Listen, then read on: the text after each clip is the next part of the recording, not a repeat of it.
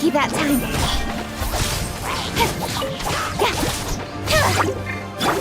Scatter!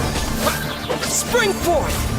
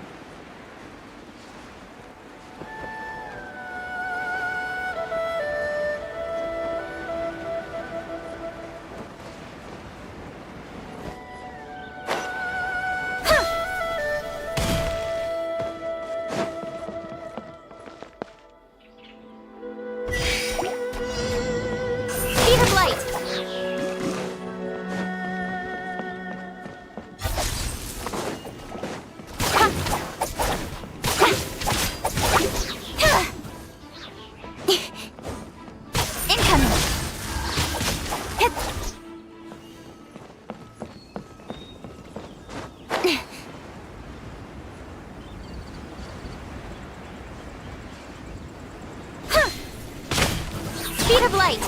Hey!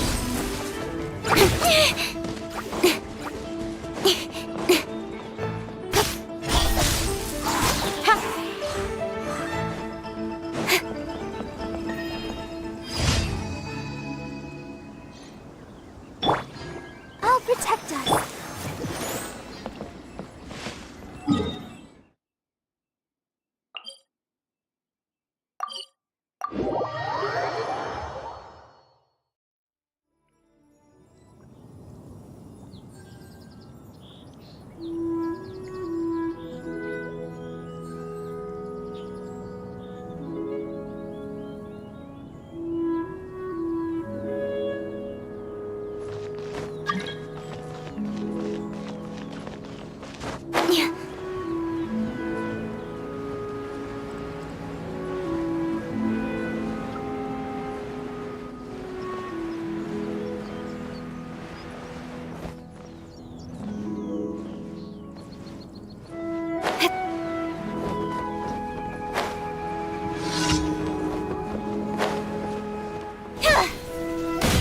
Incoming! Cut to the chase!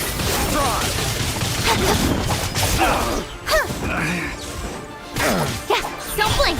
Hey!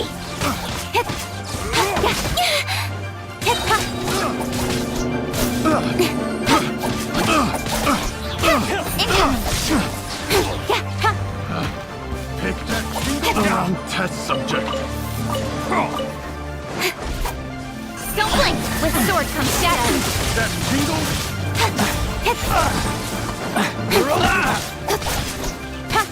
Speed of light! That tingle?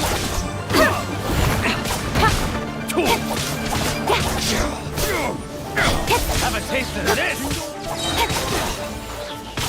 Nowhere to hide! That tingle? Incoming! I got careless. Hey! I got careless.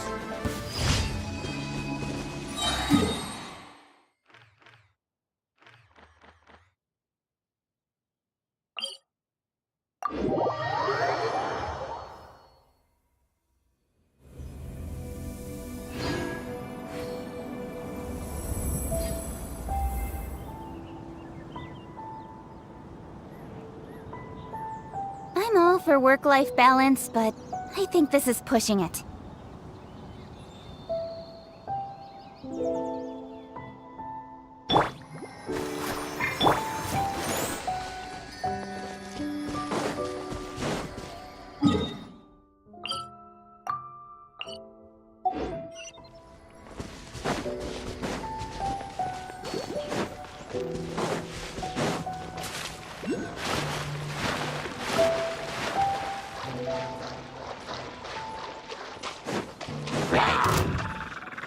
Don't blink!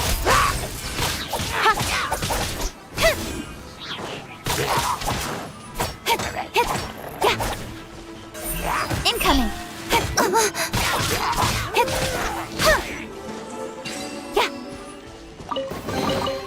You give, you receive.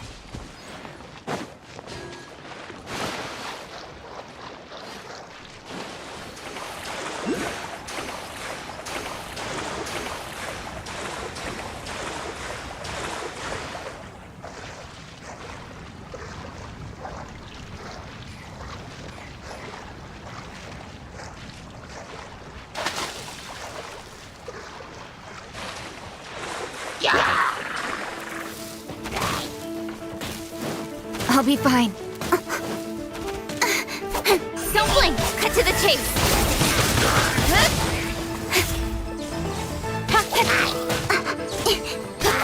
Speed of light!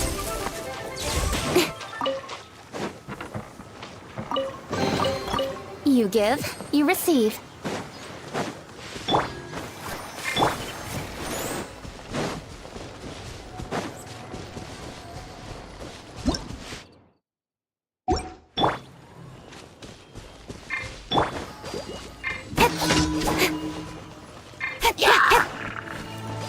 Incoming!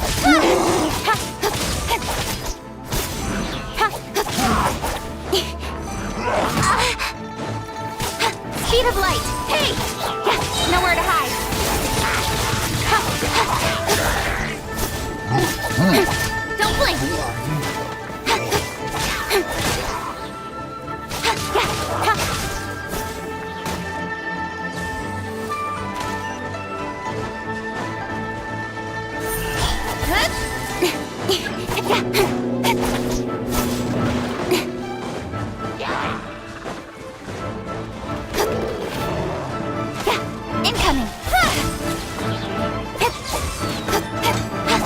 Got lucky that time.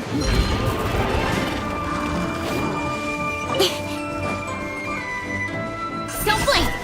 Hey! With sword comes shadow.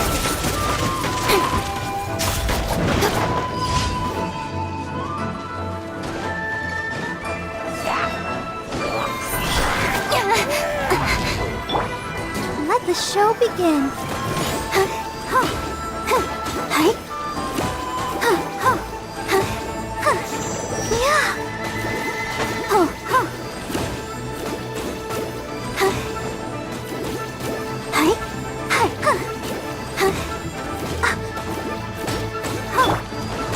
Speed of light.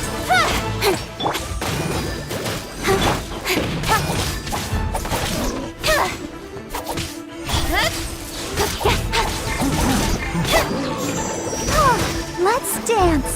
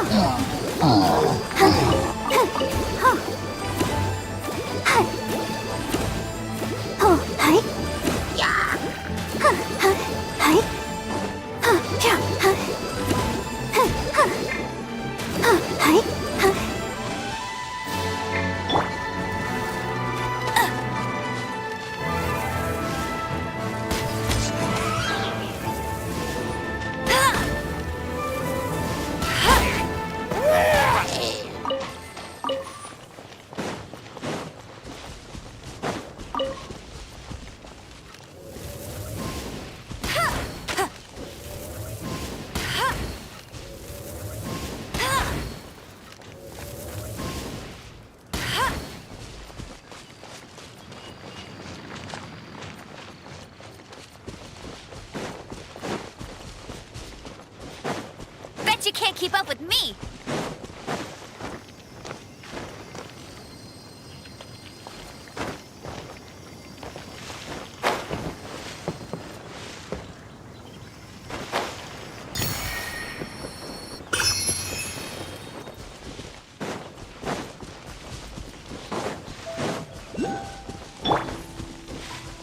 I'll protect us. Don't blink!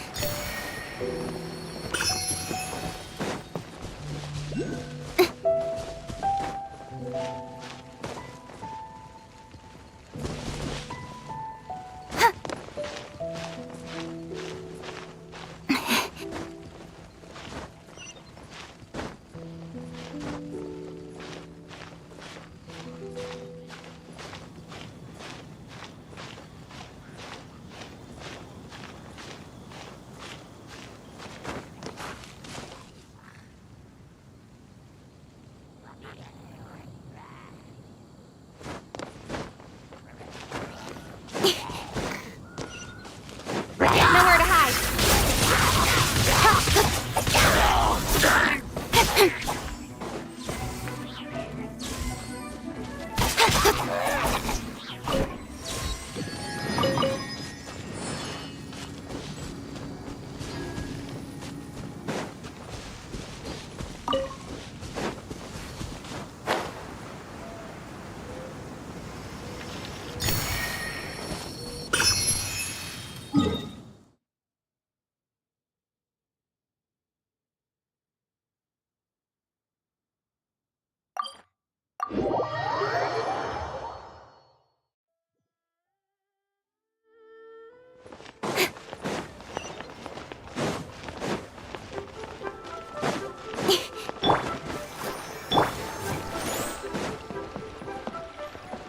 Ad Astra.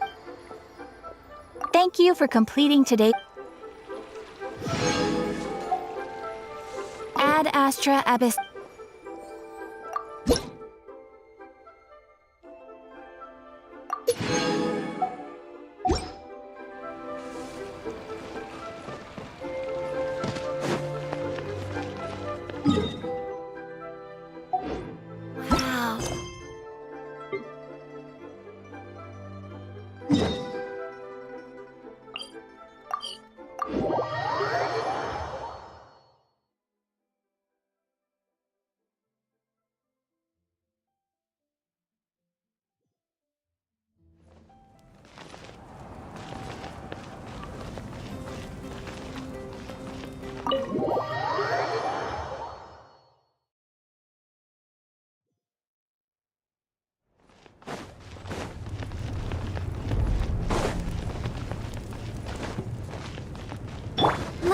plants!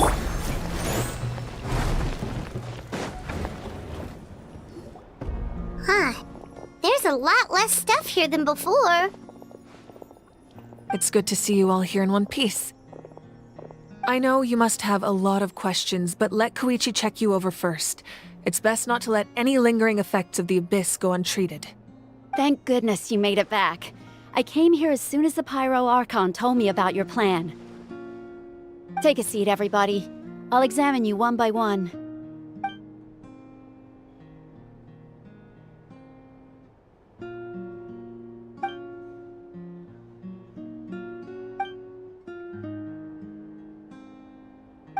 All right, that should do it for now. But just to be safe, I'll perform another checkup in a couple of days. I have to say, though, I've never seen anyone react to the Abyss like you, Traveler. It's like you're completely immune to its power. He always has been special like that. He can even purify its power. Wait, now that you mention it, Paimon doesn't think she's affected either. Given the current situation, that ability will likely play a great role in the events to come. Of course. I still have patients to see, so I'll head out. Thank you, Koichi. All right. We might not see eye to eye, but we both had good intentions. Just give it time. I'm sure we'll figure things out between us one day. Yeah.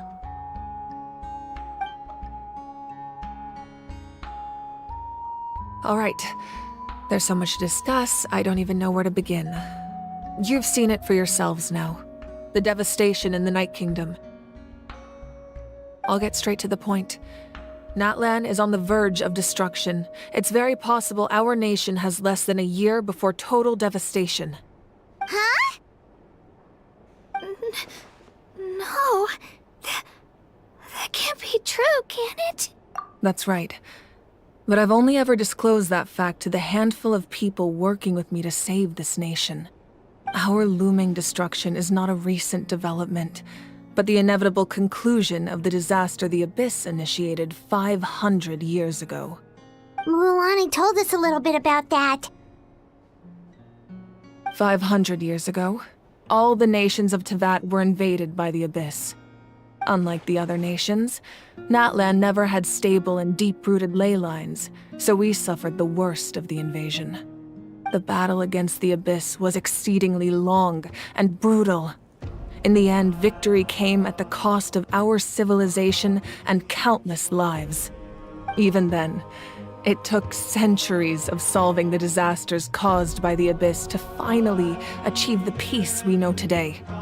And still, this is but a superficial victory. The forces of the Abyss have merely been driven back underground. Their threat to Natlan remains as real as ever. I'd never have guessed. The problems plaguing the Night Kingdom are all the more complicated because that realm is essentially functioning as Natlan's ley lines. Immediately after the war, our calculations estimated that we would have a maximum of 500 years before the Night Kingdom was completely lost to the Abyss. But at that time, we were a nation of the destitute. Our people no longer believed in victory, nor did they hold hope for the future. Our civilization was dying, our faith crumbling, and the line of power passed down from the Wayab nearly severed. If we didn't bring the nation back together, it would be foolish to even dream of defeating the Abyss in the future. So, the Archon had a long and involved discussion with the heroes of each tribe, and finally came up with a 500-year-long plan to save Natlan. So that's what happened. After finding Kachina, I encountered a strange figure who gave me a series of new memories. Since the plan was mentioned in those memories, I guess I've been chosen to play an important role in it. But there's still something I don't understand. Those memories showed me the Pyro Archon from back then. And it was you. Huh? But that doesn't make any sense! The Pyro Archon is supposed to be human. It's impossible for a human to live that long. That's right. The hardest thing for humans to overcome has always been time, or rather, the natural limitations of our lifespan. A god can extend a human's life by using a certain amount of divine power, or subjecting them to a curse. But, as we all know, Natlan doesn't have gods like that. We can only rely on our own methods. A human life is like a flame destined to be extinguished. 500 years ago, I placed my life within the sacred flame. Only by dying before my time could I have the chance to wake up again. So, in other words, this is your second life? Yes. We only managed to defeat the Abyss all those years ago because the tribes came together as one.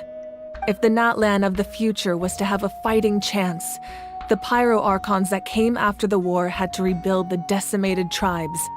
The goal was to reunite the people and restore the strength of each tribe's Wayab. Once a tribe was back to its full strength, the tribe's Wayab would select a hero, indicating the tribe was once again ready for war. The Chosen would then stand by my side in defense of our nation, just like great heroes of old 500 years ago. So that means I'm one of the Chosen? That's right. You bear the ancient name Umoja, the same one held by the hero from your tribe 500 years ago. It means unity. After your adventure in the Night Kingdom, I trust you've come to fully understand the meaning of that name. So in other words, you always knew who the Wayab were going to pick from each tribe? Yes. According to the plan, each tribe was supposed to have been fully restored by the time I awoke. But something went wrong along the way. The 6 heroes successfully inherited the ancient names from 500 years ago, but the intel regarding the plan wasn't passed on to them. Once again, it comes down to the deterioration of the Night Kingdom. Communication between the Sacred Flame and the Wayab has been blocked. Just like how the Ode of Resurrection failed to bring Kachina back. Exactly. It's just another tactic the Abyss is using against us. The Abyss may not possess intelligence, but its methods certainly aren't easy to counter. If we want to unblock that information from being passed on, my presence alone isn't enough. The ancient name-bearer must establish a greater connection to their name. So, I've tried my best to help them from the sidelines. Currently, Shalonin of the Children of Echoes, Kinich of the Scions of the Canopy, and Iansan of the Collective of Plenty have all been acknowledged by their names. During your adventure, you too earned the acknowledgement of your Wayab, Mualani. In the process, you gained the memories stored within your name. But we have less than a year! Yes, but we have no choice. We cannot start the plan until all the heroes have been gathered. That's also why I haven't been able to take action despite the urgency of the situation. But if you knew this whole time, why didn't you just tell me about my role in all this? Wouldn't that make everything go a lot faster? Perhaps, but the opposite could also be true. Knowing your destiny too early could mean failing to realize your full potential. Just like your determination to save Kachina, I hope your commitment to this endeavor comes from your own strength of will, rather than a sense of obligation. So I suppose you're not going to tell us who the final 2 heroes are then? That's right. Their time is yet to come. Putting pressure on them beforehand will only hinder their development. I can only trust in the judgment of the Wayab. I have never believed I could solve this crisis alone. In fact, it was precisely because I chose to trust and rely on others that we managed to get this far. Natlan's salvation lies not in its Archon or any singular individual, but in us all.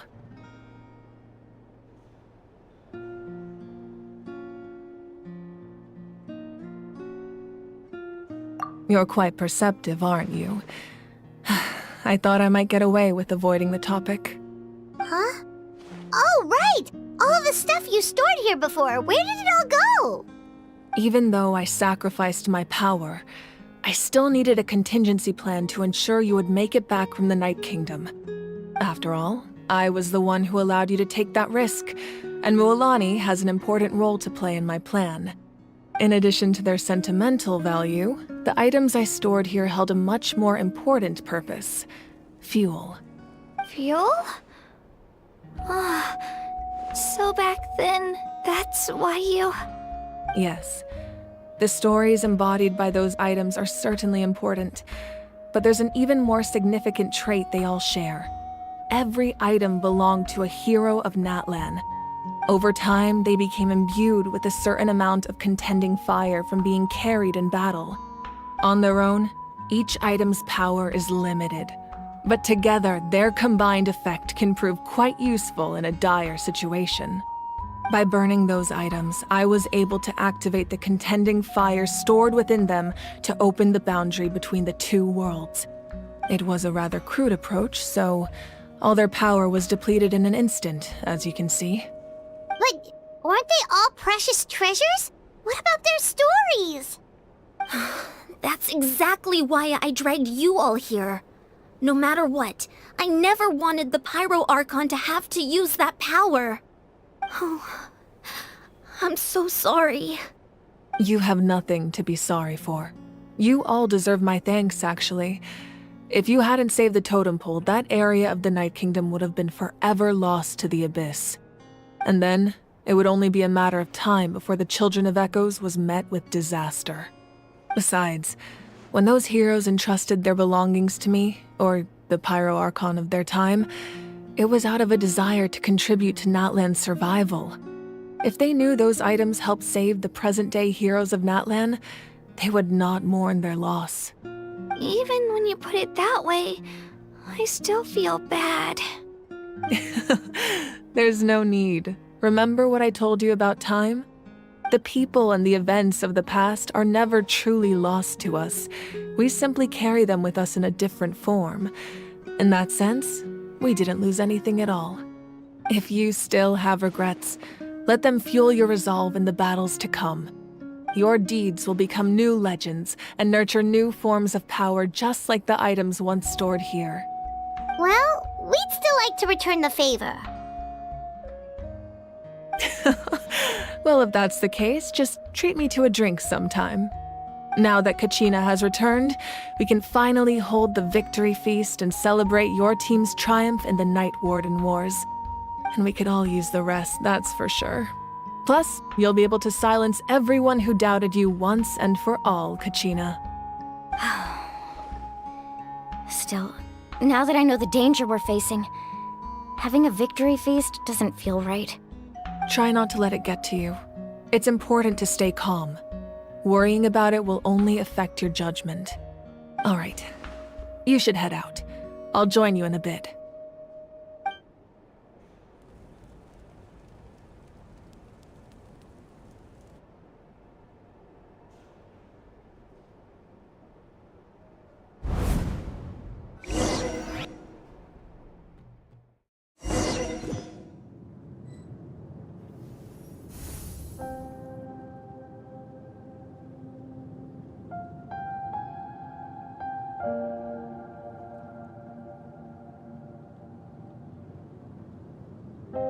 When I was young, I used to sit by the hot springs and listen to the stories of warriors from all over Natlan.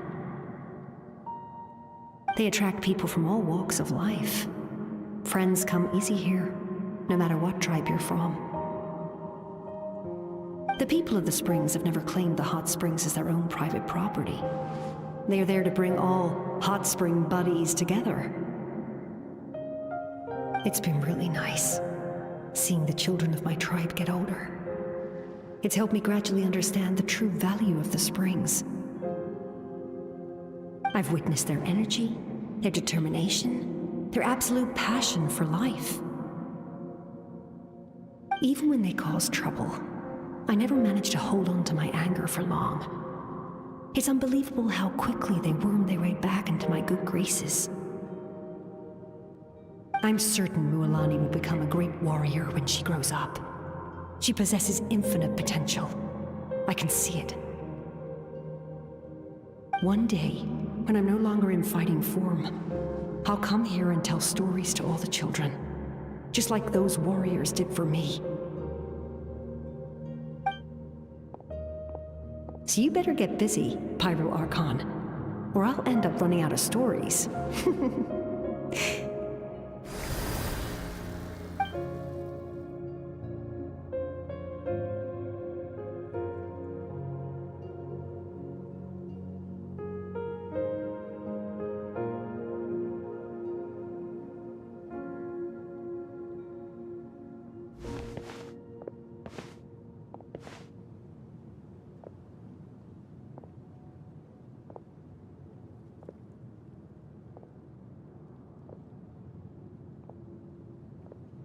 Our nation is engulfed in darkness. Our tribes stand divided, and yet you promise victory in the distant future. The Abyss is a cunning enemy, one that I faced in battle many times. Were that not the case, I would never understand exercising this degree of caution. My rage will never know absolution, and my power will no longer aid you in victory. But you came to me because you knew you could convince me with just a single sentence. I understand your choice. The heroes of today will forge the path ahead with blood and fire. Just remember to earn us the victory we are owed. Otherwise, rest assured, I'll find a way to collect the debt. For Natlan.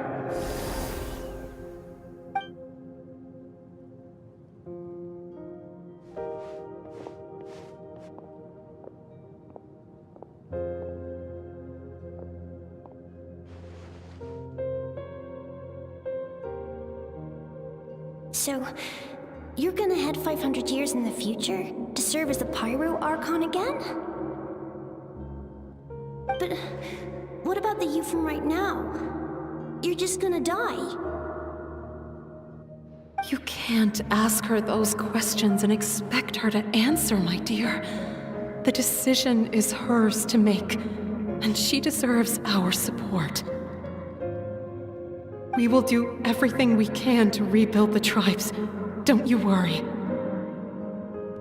Even across time, we will all do our part to fight for Natlan's future. Yeah, Mom's right. We'll always believe in you, sis. Seriously though, Dad should be here. Where is he? I imagine he didn't know what to say, so he chose not to come at all. Don't take it to heart, my dear. That's just who he is. Just remember, no matter what happens in the future, we will always love you.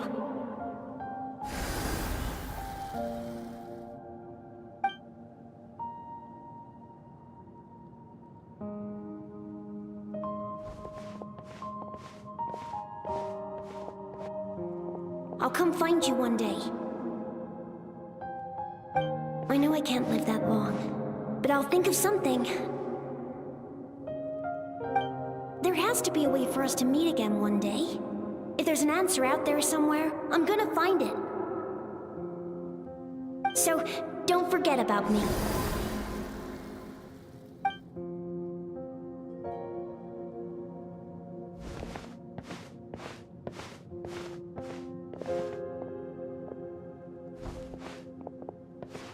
If that's your decision, then you have my full support, Archon. May our children live to see such a lovely son. For Natlan! No one fights alone.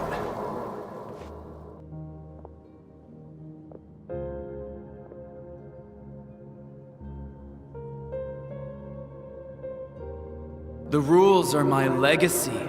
They shall grant us the strength to overcome the next tragedy. War forged the 6 tribes, taught us how to fight, instilled in us what it means to love. Who will be the one to bring this to an end?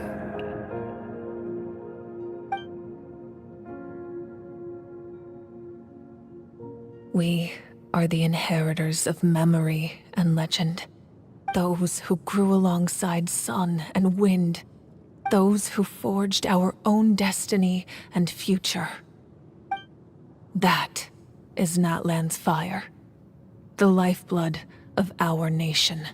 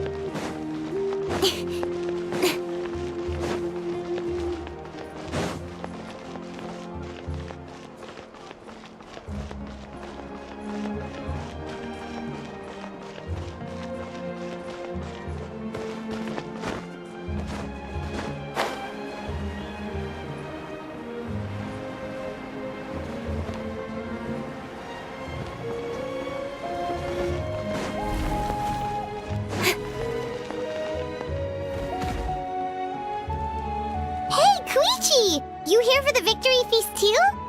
Oh, no. I knew Chaska would be here, so I just came to deliver some medicine. I was about to leave, actually. It's not that I don't want to celebrate Kachina and the others. I'm so glad she made it back. It's just... well, I'll make things awkward if I'm around my sister right now. Ah, well, you two had a fight, so Paimon can understand. She didn't cause any trouble during your trip, right?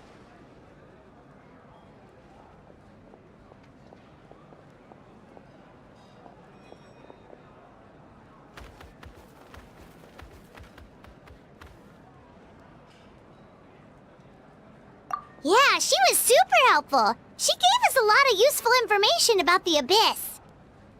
That's good. That's all I needed to know. Is there a reason you asked? You were pretty outspoken when we first met, but now it's like you're holding something back. Maybe it seemed unreasonable, picking that fight with her before you left, but I did it for a reason. Her impulse to fight is extremely strong. Her mental strength helps her rein it in, but she still loses control sometimes. I had no idea what you might face in the Night Kingdom, so I didn't want to take any chances. So what you're saying is... Okay, so maybe it sounds a little stupid, but it works pretty well. It helps her keep her cool for a little while, at least. Anyway, I'm just glad you were able to make it back safe and sound. That's all I wanted. What? Do you really have to go that far? Can't you just talk it out? No way. Chaska never opens up about her own pain, especially to her family. She can't learn about this, or it'll be even harder to help her. I appreciate the understanding, and don't worry. I'll find a way to help her ease this burden. Anyway, I need to get going. Enjoy the celebration. Oh, and if you ever need a doctor, you know who to find. Huh. Who would have thought there was a deeper reason behind their arguing?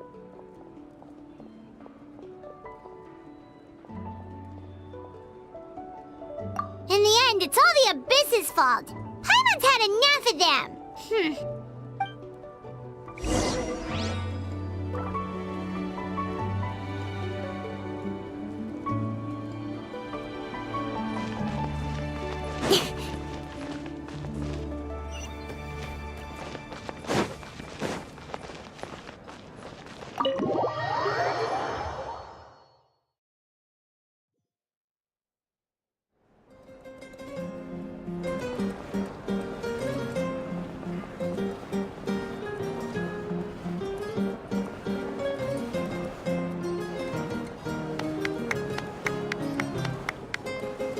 Let's give a huge round of applause to our brave young warrior, Kachina! Woohoo! Well done, Kachina. Thank you, everyone. I'm so glad I finally made it. I always knew you could do it. With so much potential at your age, you have a great future ahead of you. You're one to talk. Don't think I didn't know you were the first person to abandon your team. I'll be dealing with you when we get back.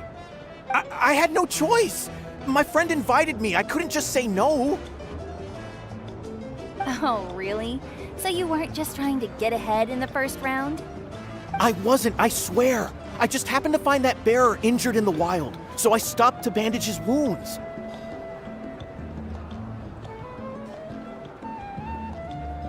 When he insisted on repaying the favor, what was I supposed to do?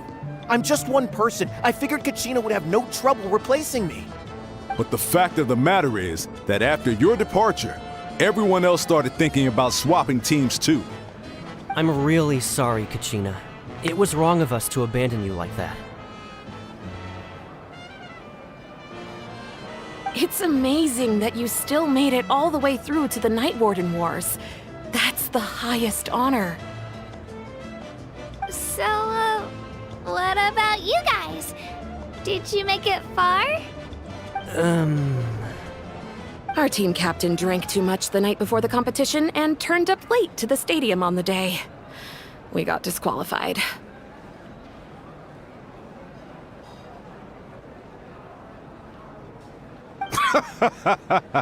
Serves you all right. No sympathy from me. Alright. There's no need to be like that, Uncle Pakal. Dear friends, I'd like to say a few words. Firstly, I'm grateful to my friends and our great Archon for helping to bring me back. This traveler and his companion Paimon are some of the strongest people I've ever met.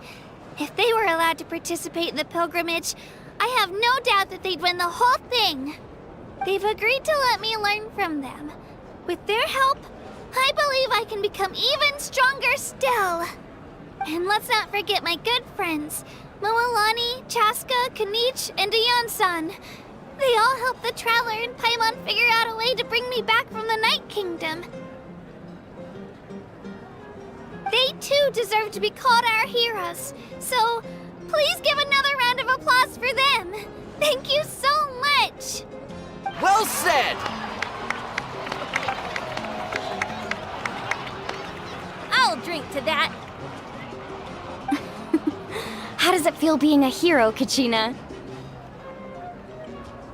To be honest, it's a bit overwhelming. It all just feels so surreal. Well, you better get used to it! Next up, undefeated champion! Hey, please don't make fun of me.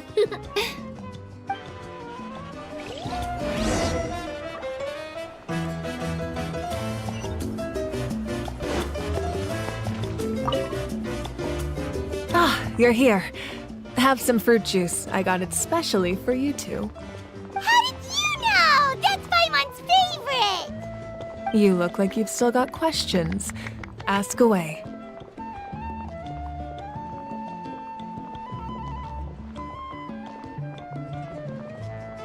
Because they had their own lives to live. The thought of telling them, abandon your families and everyone you love, and come with me to the end of time, for in 500 years Natlan will be destroyed, it seemed too cruel. You could just as easily point out that everything in this world would come to an end eventually. But life is short, and beyond a point, it just doesn't seem real. Imagine if I said, let's leave right now, and go save the sun because it'll flame out in a few million years. It would sound quite ridiculous. I couldn't make them shoulder that burden with me. Besides, every generation will have its heroes, this one included. The plan could still work without them. Or, of course, without me. But since I was the one who came up with the plan, I felt duty-bound to see it through to the end. Paimon's suddenly remembering that portrait in your room. Was that your family from back then? Yes, it was. So when you asked me who my sister grew up to be, the truth is that very little information survives. From what I've been able to piece together, I can conclude with a reasonable degree of confidence that she ended up as an architect and artist. She played an instrumental role in rebuilding the scions of the Canopy tribe, designing and building many houses. But of course, none of her buildings are around anymore. Still, it was an impressive achievement, and I'm very proud of her. You feel loss keenly. It seems to stir up feelings of regret in you. But this is something I have long since come to terms with. This is a war, and there can be no war without loss. I am already far more fortunate than those who lost their lives to the Abyss. The people of Natlan look to me as their Archon, and the weight of their expectations is mine to bear. I must see our fate through to the very end, no matter what I may find there.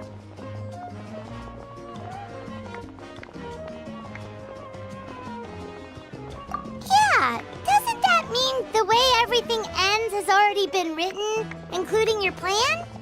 I suppose, but so what? Don't forget, time takes many forms. The past, present, and future coexist, and all are equally important. Even if the future ends in destruction, there's still no reason to give up on the here and now. And it's precisely because we humans cannot know our fate that we will never give up on our struggle. This is a pivotal moment. We are still 2 heroes short.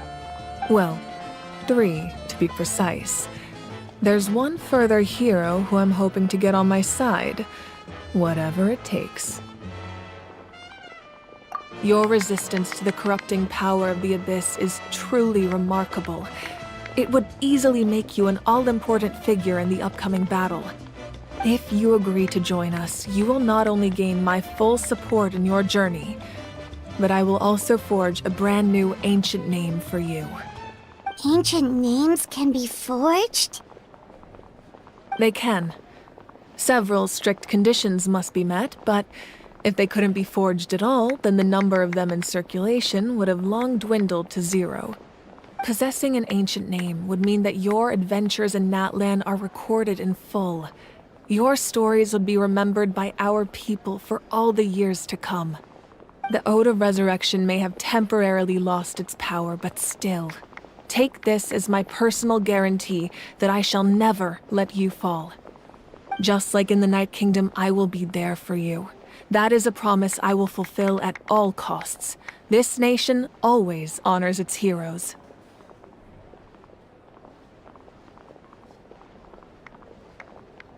Yeah, we can't just ignore the situation here.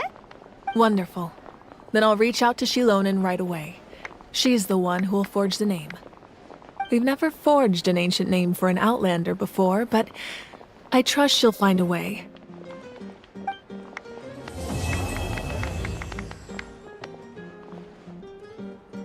My lord, we've received word that the Pyro Archon has lost much of her power.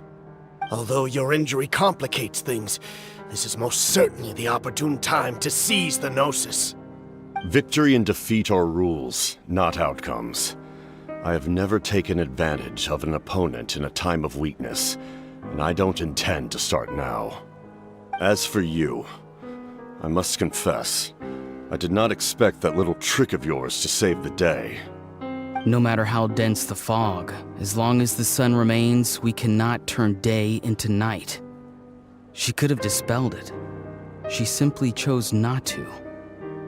You don't have much time, and you're injured on top of that. What do you plan to do next? I'm beginning to see just how useful you may turn out to be. You heard something from here, didn't you?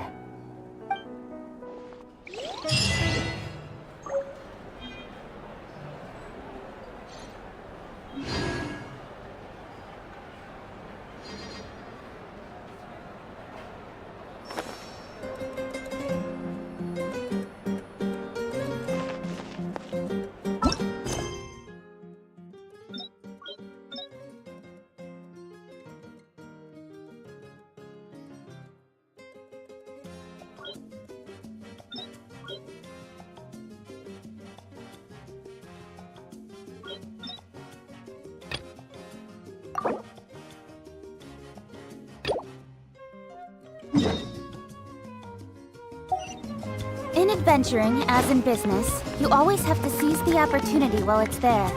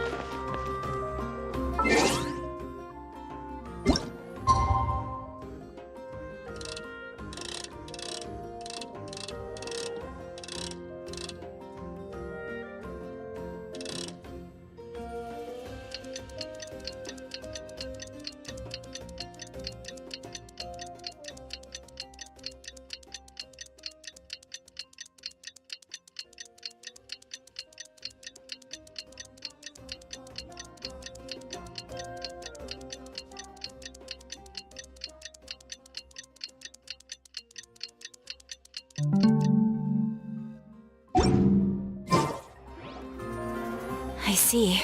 Thank you so much. The Adventurers Guild has been overwhelmed these days. No worries at all. We've always valued the strength of adventurers. Given the current situation, it's vital that we all work together. Since we're facing the same enemies, I'll send you the intel we've collected on the Abyss so far. Then we can take a look at how to coordinate our efforts. All right. Thank you so much. Hi, Catherine, it's us! Got any new commissions? You two have come just in time. I've got some good news. The Pyro Archon has finished assembling her forces and stationed them all across Natlan. Given how the Abyss has ramped up its activities lately, we can no longer afford to act only after receiving news of an invasion. So the Pyro Archon suggested that the Scions of the Canopy and the Adventurers Guild focus on collecting and disseminating intel.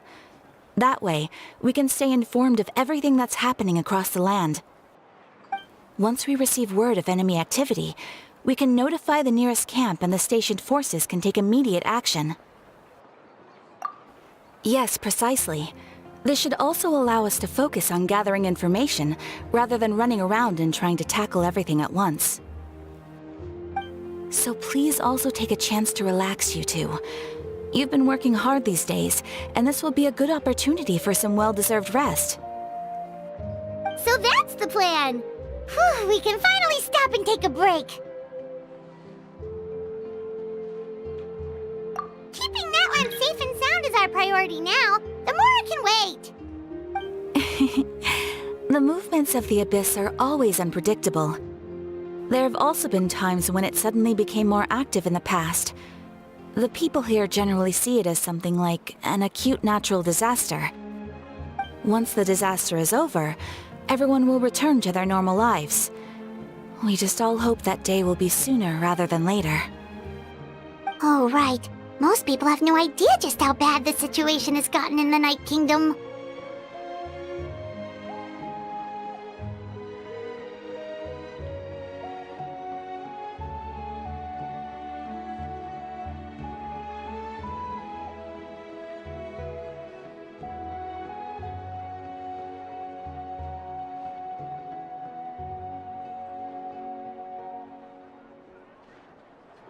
Huh?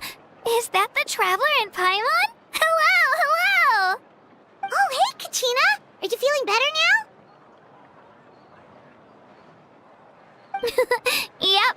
Now really isn't the time to stay home and recover anyway. I wanted to do something to help. I heard that the Pyro Archon is gathering warriors to be stationed in the more remote areas. So I came here to sign up.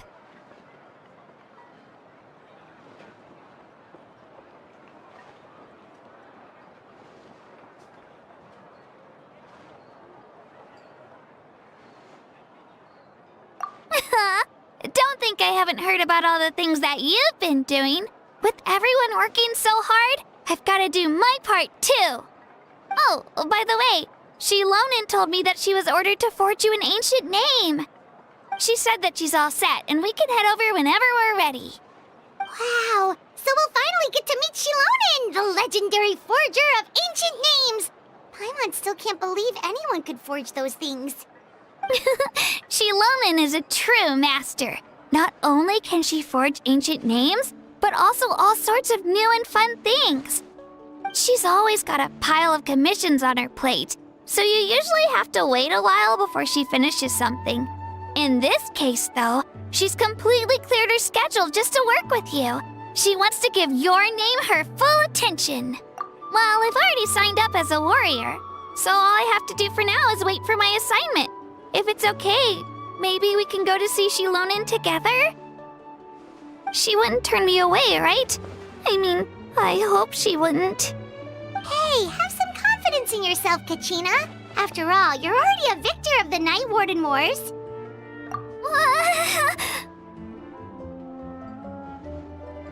On second thought, maybe I'll just find a hole in the ground to jump into and hide for a while.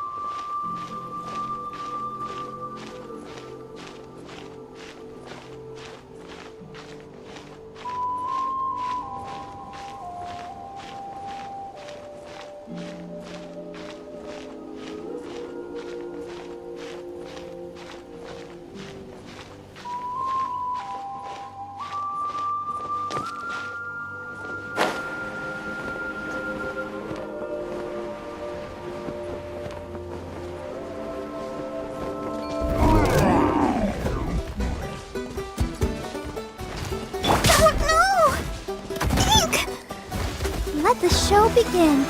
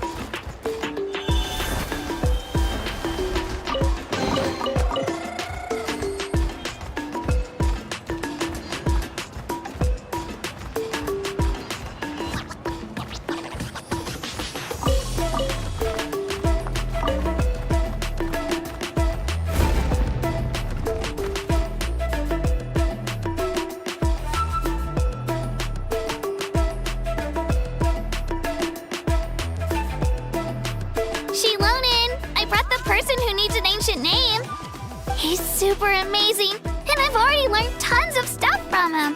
I can vouch that he's really worthy of a hero's name. Ah, yes, so I've heard. So young, and yet you've already got quite the reputation. Wait, are you Outlanders? Yep, we're travelers who just arrived in Natland not too long ago. No, I mean, I was aware that you're travelers. It's just no one told me that you're Outlanders. Huh? You're saying the Pyro Archon didn't tell you? No, the only thing she said is that a new hero had pledged himself to the plan. But we'd need to forge an ancient name to ensure he'd be able to return safe and sound. And she did mention that it would be quite difficult to forge an ancient name for them, but at the time, I thought she was just commenting on my skills. But I seem to understand where the true difficulty lies now. Are you upset? No, I wouldn't go that far. I'm used to it, really. I just need a moment to process things. The Pyro Archon's requests are always difficult to fulfill, and we used to argue a lot. Honestly, it's probably for the better that she didn't bring this up at the time. Anyway, I can't argue with her if she isn't here, and it'd be pointless to take my anger out on someone else. But, just because I understand her rationale doesn't make me any less upset. After all, she must have known that forging an ancient name for an Outlander is an impossible task. It's impossible? As you probably know, an ancient name is a symbol of a hero's spirit and glory, which grows even richer and heavier as generations of successors inherit it. We forge ancient names by engraving the heroic deeds of an individual who will become the first hero of that particular name.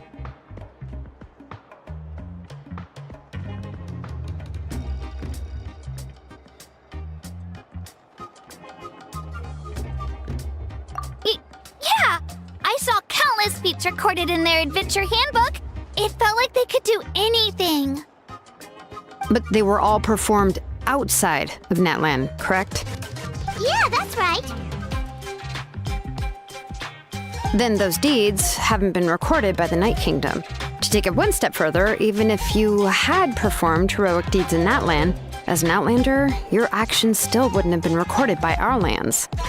Only memories and experiences that have been acknowledged by the Wyab can be used as a basis for an ancient name. Even the greatest of craftsmen cannot create something out of thin air, you know. That's just how it is. Seems the Wyab don't want just anyone to get a name, huh? Mawika, of all people, should know better than anyone, yet she's still entrusted the task of forging the ancient name to me. Oh, Paimon gets it. No happy being asked to do the impossible. Why do I feel like this has happened before? I think last time, Shilonen just ended up running dozens of laps around the hills nearby. Ugh, don't remind me. Let's just focus on how we can pull this off. How to achieve the impossible. You mean you're already willing to accept the task? Well, what else can I do? What's happened is already done, and it's not like I can outright defy the order of my Archon. If she gave me this order, then she believes the ancient name is an indispensable part of her plan, and that I'll be able to find a way to make it happen. In other words, the order is an affirmation of my abilities. Whoa, not only has she accepted the task, but now she's looking for silver linings? Yeah! Let's see if we can find some special way to pull this off. If we really can't make it work, I'm sure we can still go back and talk to the Pyro Archon, right? The key is getting the Wyeb to somehow acknowledge the Traveler's existence and record his heroic deeds. We heard the voice of a Wyeb when we were in the Night Kingdom before. We even had a whole conversation with her. If we can talk to her again, maybe we can figure something out together. Well, every tribe has their own Wyeb. How do we know if the one you met is indeed the best one for us to talk to? Plus, considering the unprecedented nature of this situation, I have a feeling that the acknowledgement of one Wyeb alone would probably not be enough. I don't know. That requires a level of knowledge that I do not possess. We need to find a consultant who's an expert on all things Night Kingdom and Wyeb. The first person who comes to mind is Lali at the Masters of the Nightwind, the one we call Granny Eatstali. Oh, we've heard that name before. We used her Spirit Speaker's Stone to find Kachina's ancient name. A person who can make something like that must be pretty impressive. I'm unsure she'd be able to help. Still, she's older now and quite eccentric. It's hard to even book a meeting with her, given that she's constantly holed up in her room and doesn't like to be disturbed. I've heard that to get her help, you have to be extremely patient with her and know how to keep her spirit up. I hate to break it to you, but... Huh. Why is that? I mean, didn't she already help you before? And you even managed to save Kachina. Well, yeah, at the cost of her Spirit Speaker Stone being split into two. Huh? Great going, Moeka. We're already off to a rocky start here. In that case, I guess your only option is to try to emphasize that this is an important order from the Pyro Archon. Hopefully, Lali would still want to show respect to the Archon. I'll also write you a letter on your behalf. If you can find someone to deliver it and mention some good things about you, then that should help too. Oh, let's ask Kanich to deliver the letter. He understands the whole situation and is already a familiar face to her. I'm unsure hopes a Hal won't interrupt when he's talking, though. All right, Kanich is a seasoned negotiator. I trust that he'll know the best things to say. Great! Then I'll go contact him right now. Please just give me a moment to write the letter, and we can meet up near the Statue of the Seven later. Sounds good! We'll take a stroll in the meantime.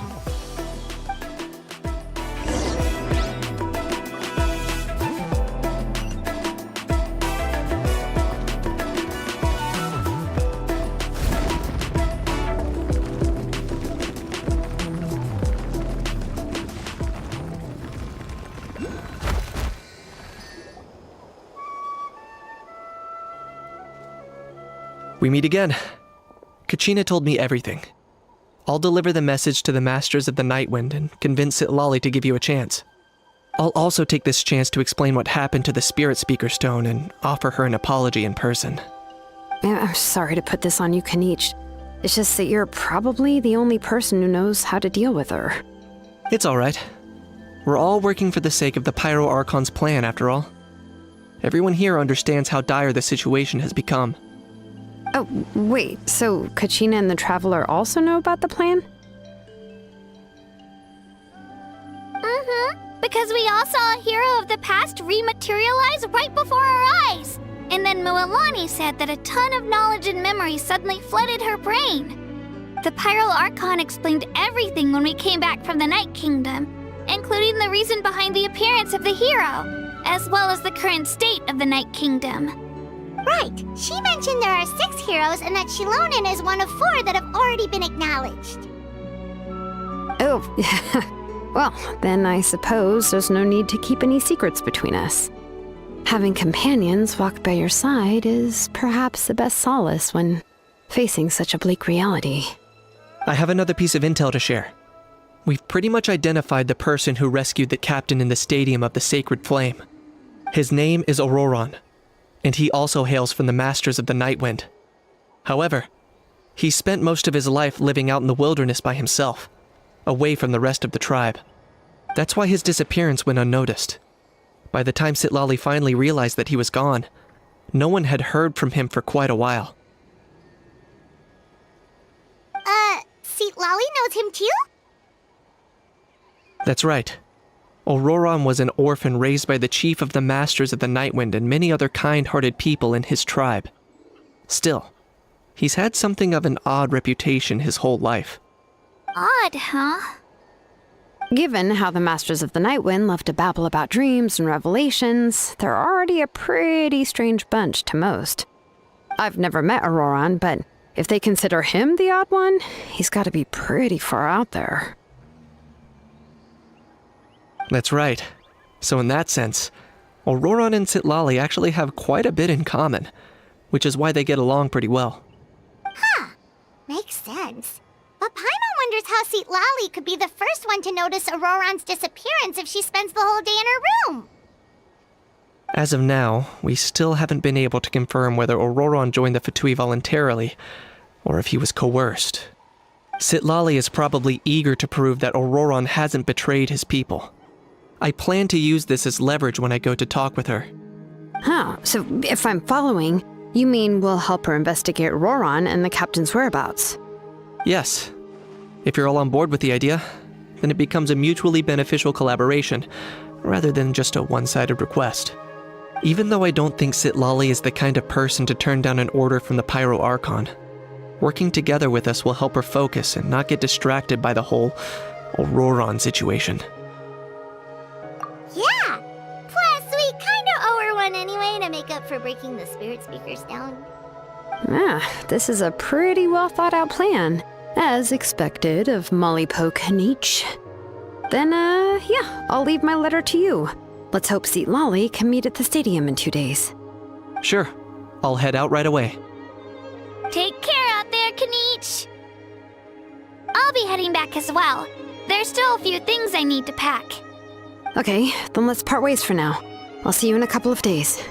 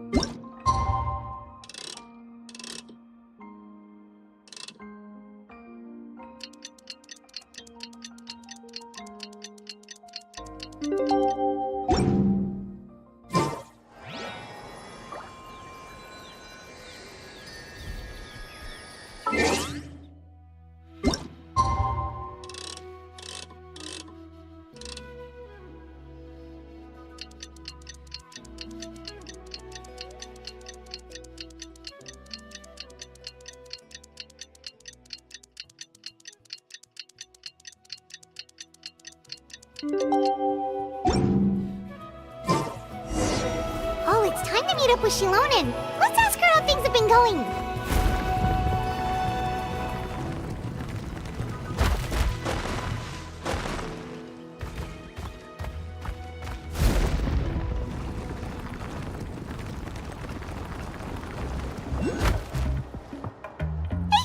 how's everything going?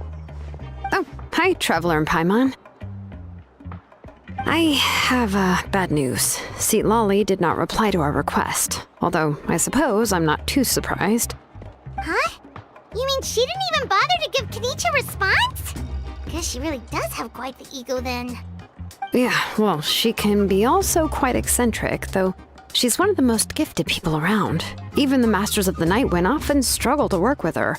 My guess is that she probably has other reasons for not deigning us with a response. But let's go to the stadium and see if we can meet her there. If we do get a chance to talk to her in person, we can still try to work something out. That's true. Let's go!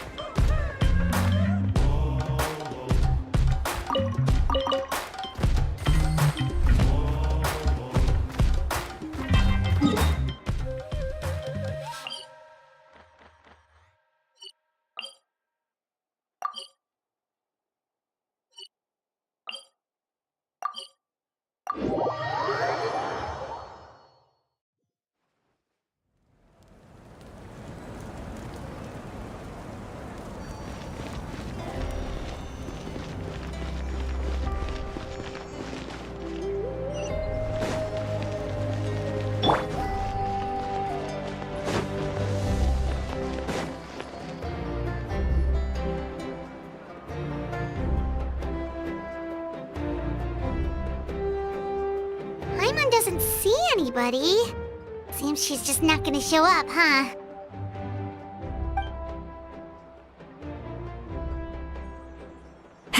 Well, we tried to be as considerate as we could, but she's under no obligation to help. That might be true, but this is still a request from the Pyro Archon, right?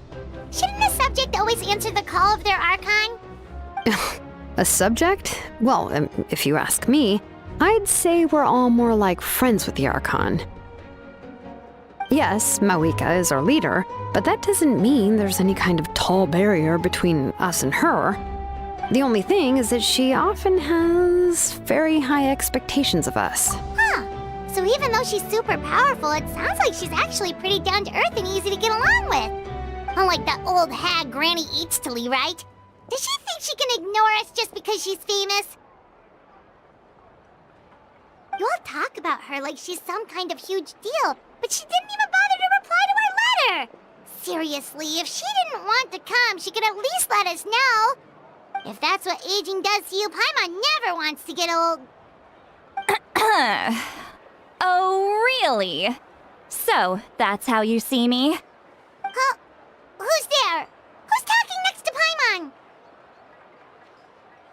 Oh, don't mind me. I'm just a disgruntled old hag, right? Come on, relax. I'm sure my bark's worse than my bite. Huh? See, Lolly. Wait, you're Seat Lolly? You're Granny Eatstily? Yes, Granny Eatstly. But emphasis on Eatstly, not Granny. You must know this trope from light novels, surely. They use it all the time. The young man who's actually the oldest person in the room. The girl next door who turns out to be a seasoned veteran. The wise sage who looks like a little kid. Oh, wipe that look off your face! You've seriously never seen an older lady that doesn't look her age? Okay, well, don't go thinking it's a trick either. See? I'm barely wearing any makeup. Did I forget to mention, she's called Granny, but she's actually pretty young.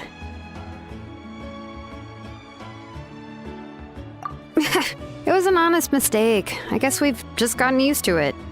I'm sorry. So, How dare you? Don't you know it's rude to ask a lady her age? Paimon really didn't mean to offend you, it's just that... your case seems really unique. Oh, Paimon just wanted to apologize, but now she's putting more and more of her foot in her mouth. Really, Paimon just got a little mad since we thought, well, you were gonna leave us out to dry. It was my idea to invite you here, Seat Lolly. So if you're upset, you can just take it out on me. All right. I was only joking. I didn't mean to chastise anyone. There's really no need to take all this so seriously. If anything, I'm gonna feel awkward if we keep this going. I received Kenichi's letter and was planning to attend this meeting. Since I had already decided to come, I figured there was no need to draft a reply that simply said, "Understood." Besides, just showing up is the most important part, no? But, of course... It's also natural for people to get held up by one thing or another as they're trying to leave the house. It certainly was a bit awkward to see that everyone else had arrived before me. At first, I was thinking of quietly sneaking over, but since you were already here waiting for me, I started to think about how I should phrase my apology. Only to hear you all talking smack about me. Anyway, that's the whole story. Honestly, it's not like I owed you an explanation anyway.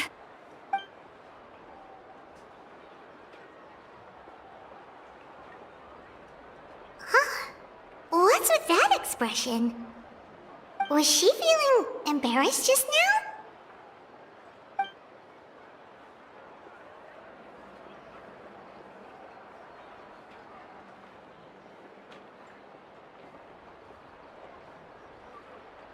When the Masters of the Night Wind say they struggle dealing with her, I wonder if the feeling is mutual. She seems to be pretty awkward herself. Everything she does and says seems a little forced. Anyway, Shilonen, I heard that you require my help in crafting an ancient name. Correct. The situation isn't like anything we've handled before. Let me explain. I see. So Mawika has asked you to forge an ancient name for an Outlander. Well, that would be a first. And you've also heard all about Auroron. I must say, he's always been a good kid. I can't see him joining the Fatui of his own volition. He must have been coerced somehow. Yeah, that's what we came here to ask you. We'll help bring Auroron back if you help us solve the problems of forging the ancient name. What do you think? I suppose I'll just call you Traveler for now. Traveler, come here. Let me take a good look at you.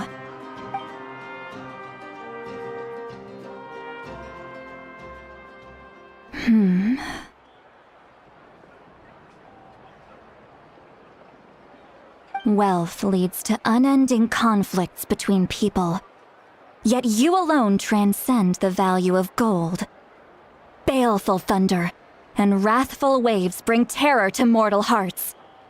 Yet again and again, you've braved them to find new worlds. O weary yet free soul, even the most verdant leaf in the forest will pray for your happiness and safe passage. Those are all the things that I could see in you.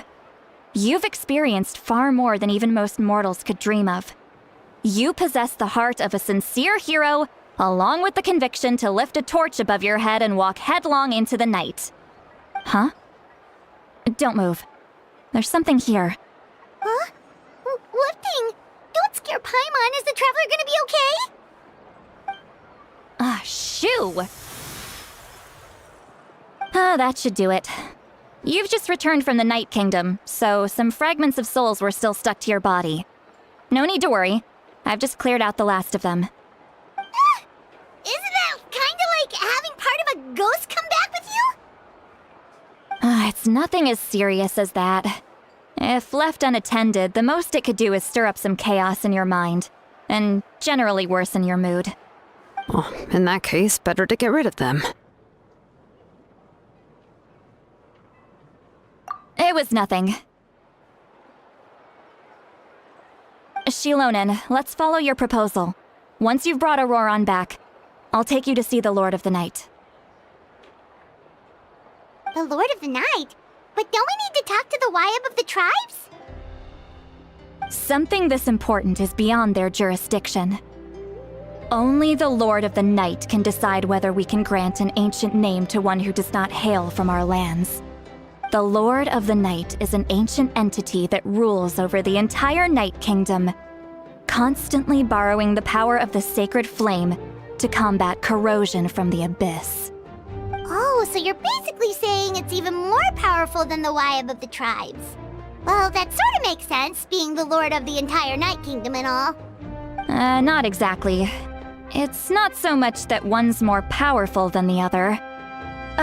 But never mind. That's not important. It would take too much time to explain. Just listen carefully to what I'm about to tell you. The Lord of the Night is currently in a deep slumber, and we can only communicate with its consciousness while in a trance. In other words, in a dream. But I will need to prepare a few more things if we are to hold a ceremony to achieve the state of the trance. I'll make a list. Can any of you get everything for me? I can go. It'll probably be a long list, so better leave it to someone who knows all the local vendors. Sounds good. Then we'll go with St. Lolly to track down Auroran. Phew, the Fatui are nothing to scoff at, so please, be careful during your investigation. If you need any help, just come find me. Yep, we'll be sure to play it safe.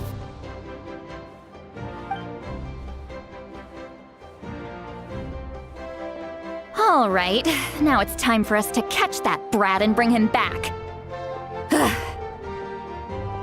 I'm sorry I made you wait earlier. It was actually because I decided to swing by Auroran's place to look for clues. He has always lived alone, and I found a broken jar in his house. There was also something off about his phlogiston aphids, which I assume is because their keeper has been gone for quite some time.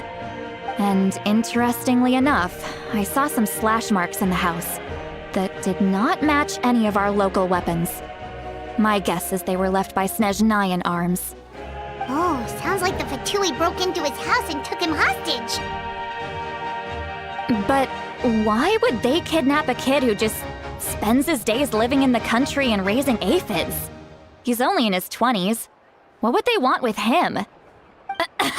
That's not to say that I believe he's totally innocent, of course. Since he's the only one who was kidnapped out of everyone in Natlan, he must have done something to attract their attention. In any case, we'll get to the bottom of this once we manage to get him back here. I'm truly sorry to put you two through all this trouble with me. But please help me get him back. You can count on us! All right, then let's start by heading to where Auroran was seen last.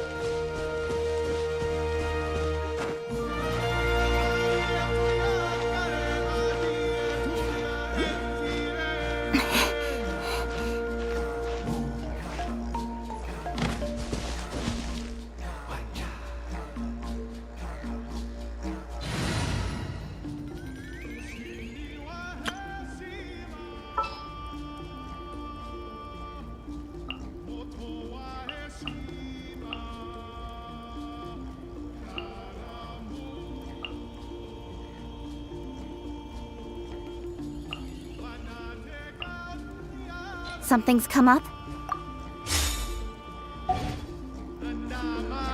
I'm all for work-life balance, but I think this is pushing it. Right here!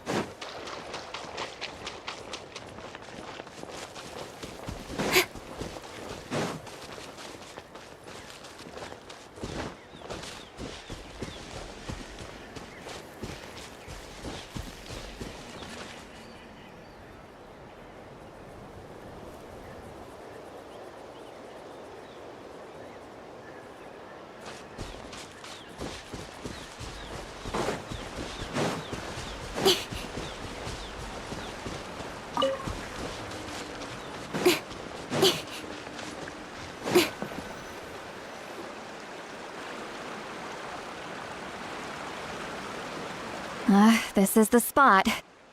An eyewitness claimed to have seen Auroron speaking to some Fatui soldiers here.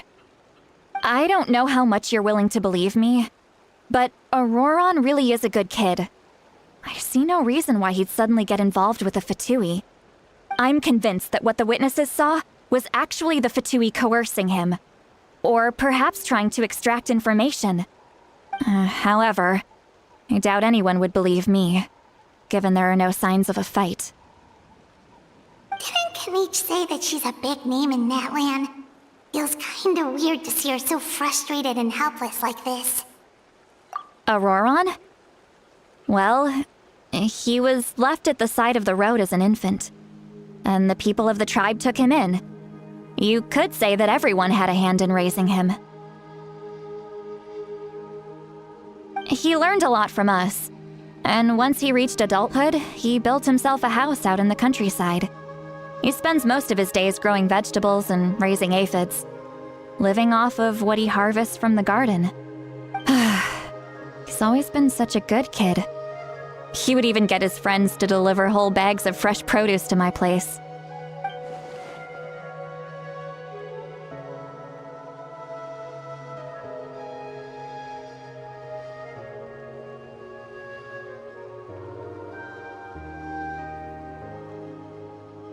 Oh well, let's keep looking. He can answer all of our questions once we find him. He's been raising phlogiston aphids for a long time, and since they were disturbed, they secreted a special type of phlogiston. We can use that substance to track his movements. Let's follow the phlogiston trail. Huh? What trail? Paimon doesn't see anything.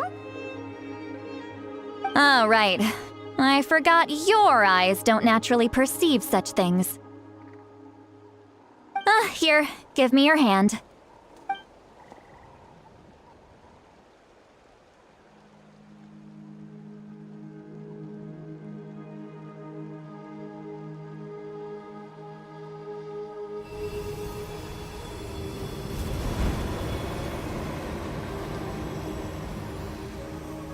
Huh? How about now? What do you see?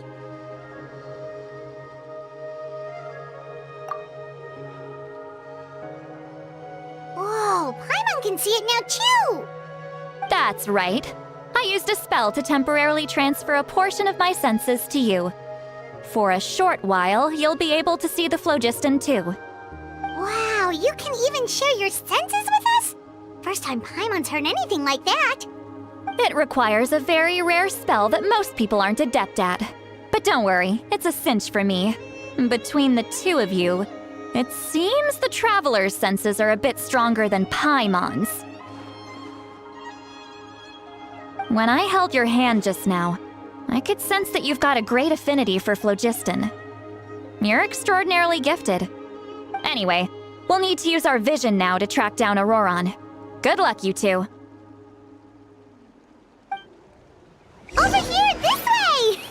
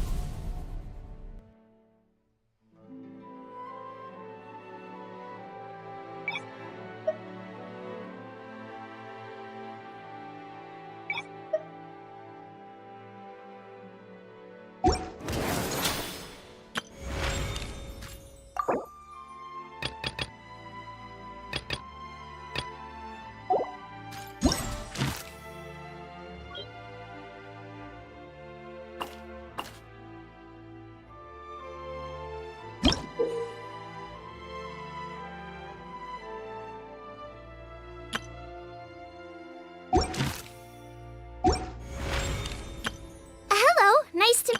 Everything's ready. Let's...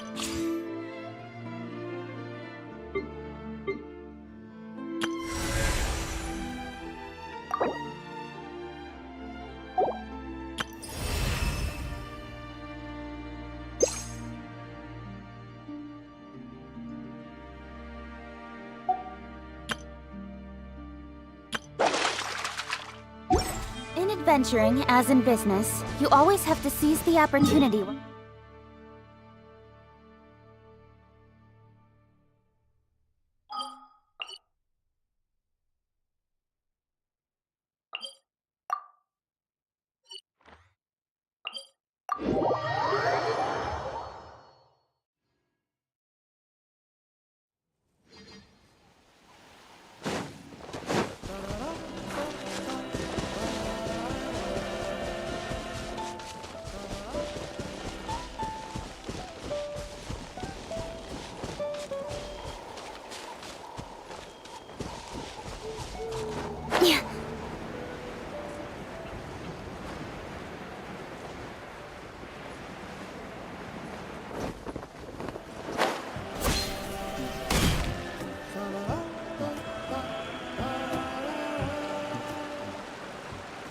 This is the spot. An eyewitness claimed to have seen Auroron speaking to some Fatui soldiers here. I don't know how much you're willing to believe me, but Auroron really is a good kid. I see no reason why he'd suddenly get involved with the Fatui. I'm convinced that what the witnesses saw was actually the Fatui coercing him. Or perhaps trying to extract information. However, I doubt anyone would believe me.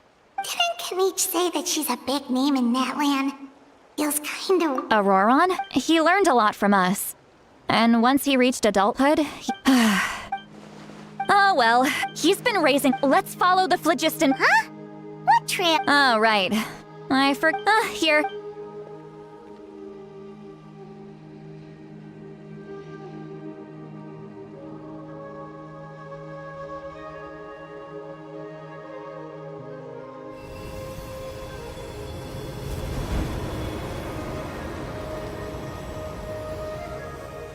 Huh? How about now? What do you see?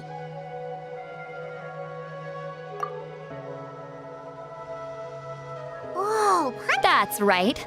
I used a spell. Wow, you can even... It requires a... When I held your... Anyway. Over here, this way!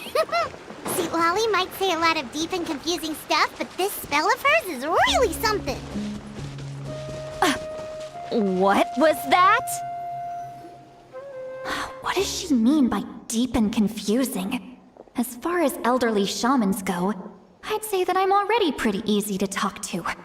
Is there any other old hag who's as fluent in the language of the youth as me? But is my way of speaking still not trendy enough? I've already tried my best to match their speech patterns. But given the looks on their faces just now, or perhaps I'm still not fashionable enough? But that can't be, right? Don't tell me they're still getting the impression that I'm super old-fashioned. Huh?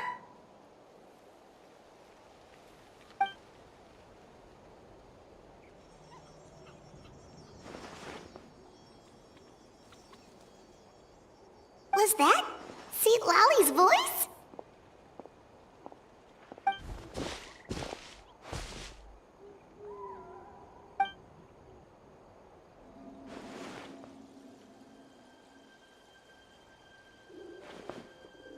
Now that I think about it, it's a good thing I found some helpers this time.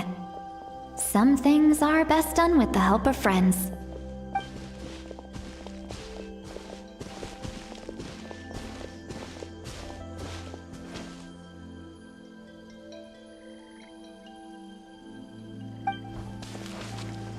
Oh? They appear to be feeling quite confident. Looks like our work will go smoothly.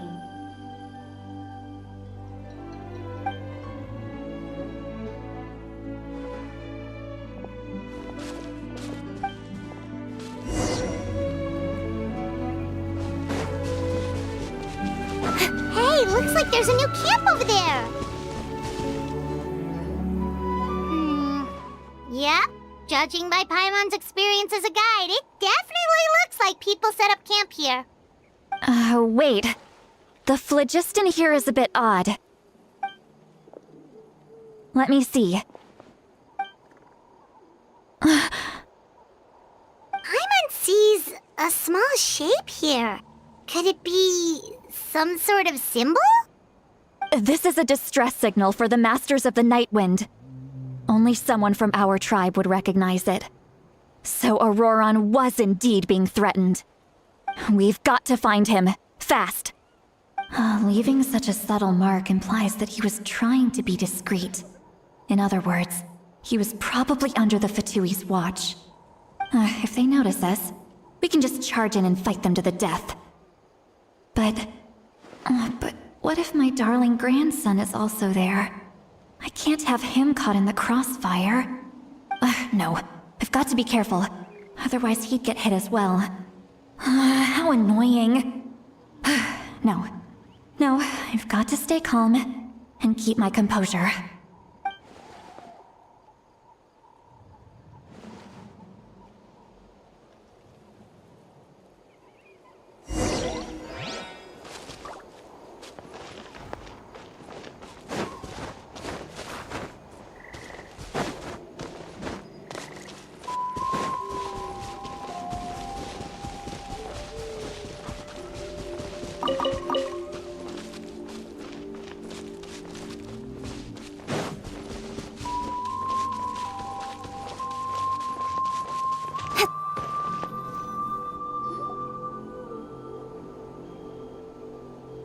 There are traces of people staying here too. Wait a second. The phlogiston around here is jumbled up. I can also smell a mix of elements in the air. Pyro, electro, and some other elements as well. Kanich told us that you were super amazing. No wonder you can sense so many more things than us.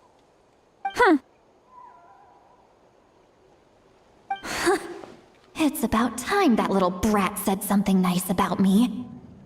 There are signs of a struggle here. Judging from what's left on the scene, there must have been a fight. But after that, the factions seem to have gone their separate ways. Both the phlogiston and the elemental traces in the air support that. Do you still remember the little mark we found before? Paimon's thinking, what if Auroron wanted to leave another distress signal, but was caught by the Fatui?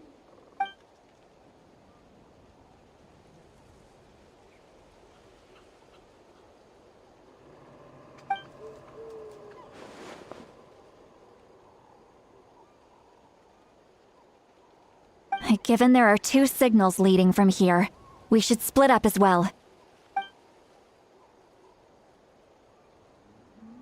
I'll take this direction, and leave the other one to you. Let's meet up again later.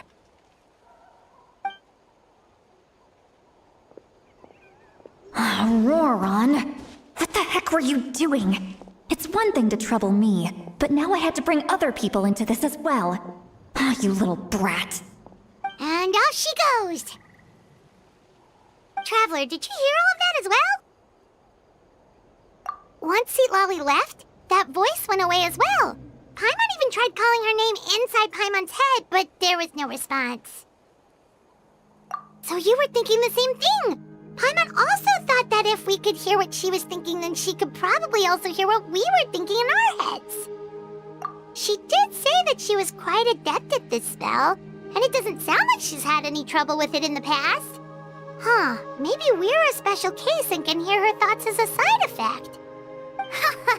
If you think about it, she's really got a lively inner world. It paints quite a different picture from Paimon's first impression of her.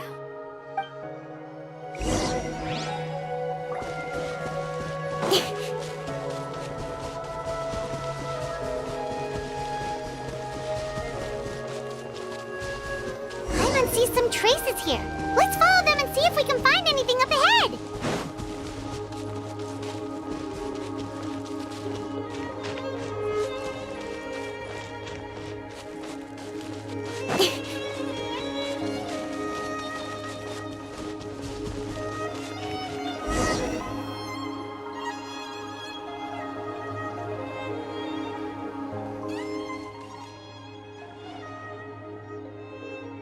Did you find something?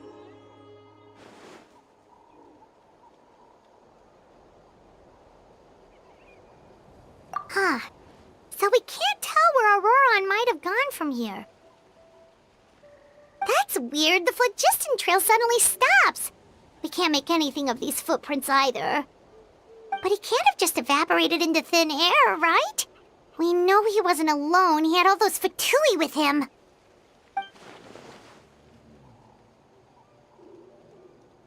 So, you can hear the sounds of the wind from beneath the earth.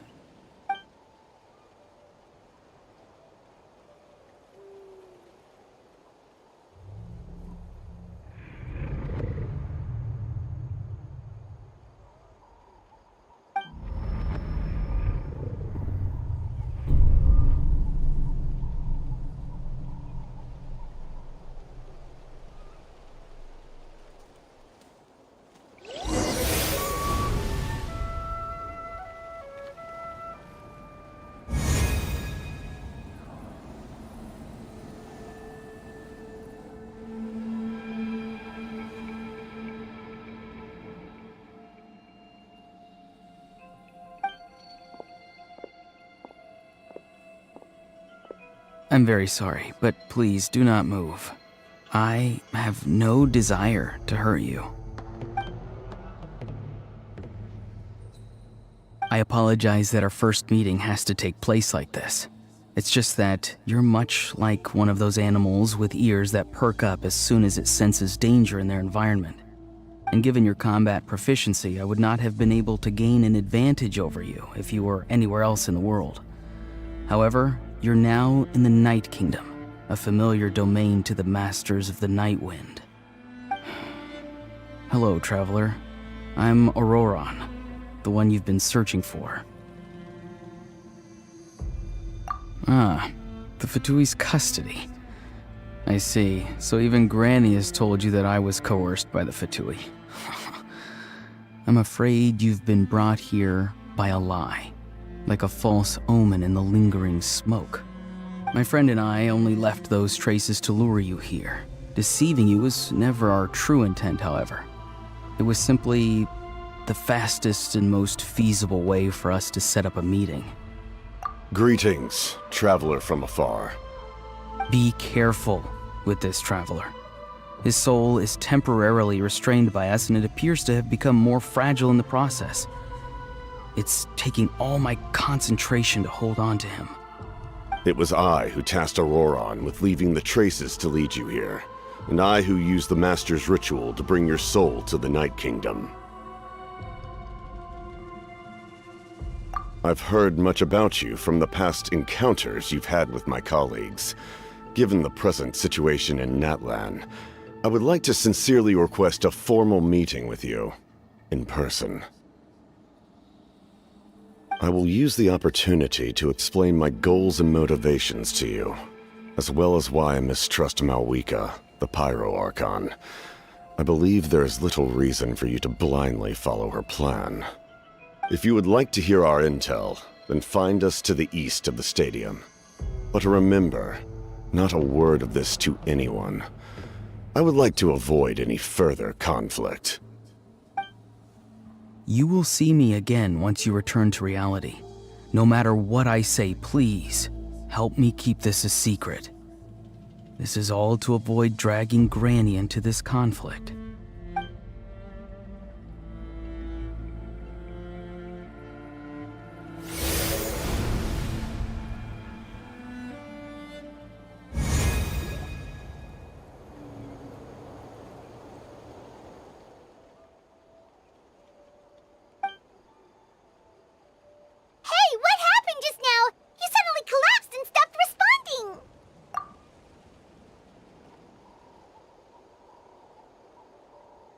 Hey, why are you sitting on the ground? Are you okay? See, Lolly! He froze for a moment and then just collapsed to the ground! Could it have been those leftover remnants from the Night Kingdom? Do you have any itches or pain anywhere? Don't worry. We can take a short break. Sorry, I know I asked for your help. But had I known you were feeling unwell, I wouldn't have taken you on this trip with me.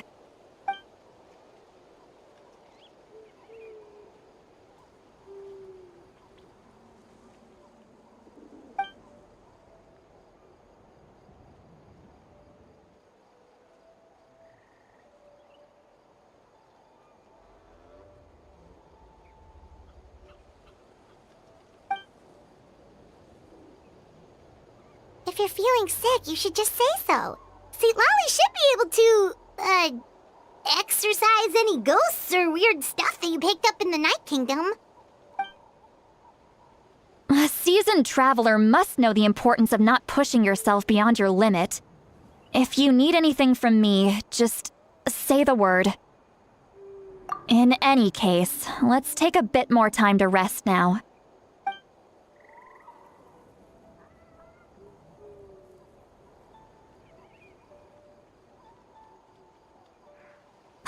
Need to be more careful next time. Feeling better yet, traveler? All right, let's get ready.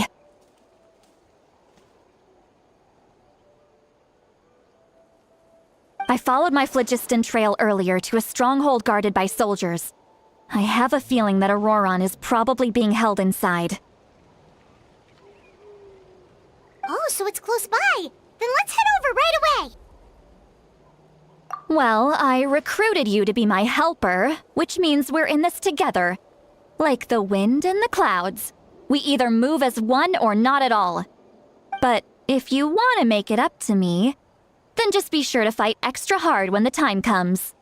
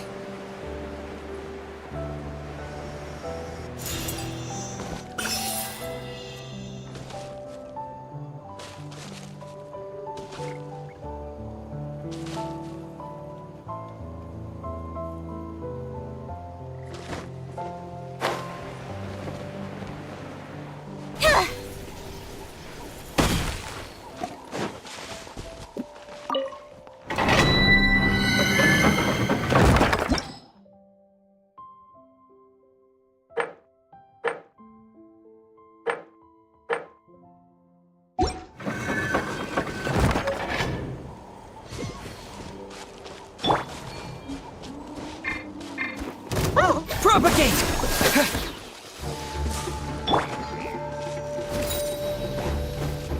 I'll protect us.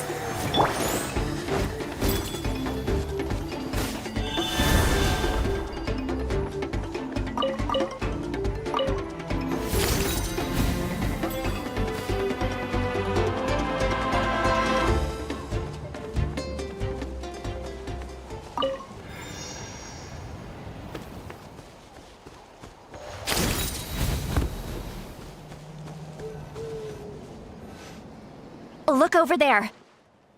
Huh? I don't think she sees someone in the middle of the camp. That's Auroron.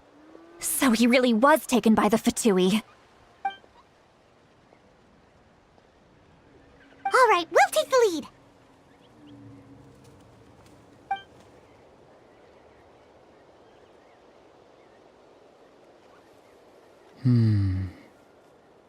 Hey, quit daydreaming. Don't you have work to do? I cannot see the sun. What? Without the sun, I cannot see the truth. You are currently blocking the light, so I must beseech you to move aside. Huh? Okay, Mr. Philosopher. That's enough mumbo-jumbo. Wow. I'm going to rip that guy's head right off. See, Lolly's struggling to control her temper now. Are you ready? Let's go kick their butts. On my count. 3, 2, 1! Still trying to resist? You've got no idea who you're up against! Juice for slacking.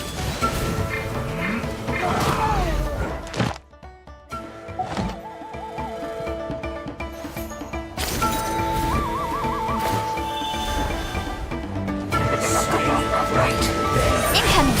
It isn't time for a fight yet! No escape! Don't blink! Cut to the chase! Quickly! How can this be?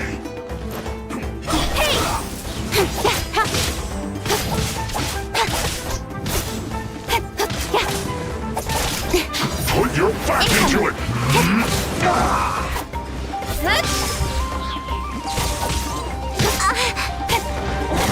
Speed of light! Hey! With sword comes shadow. Use for slacking! My word! Finished. Here goes! Let's end this getaway! Leaving so soon. Hi? Let's not waste time. No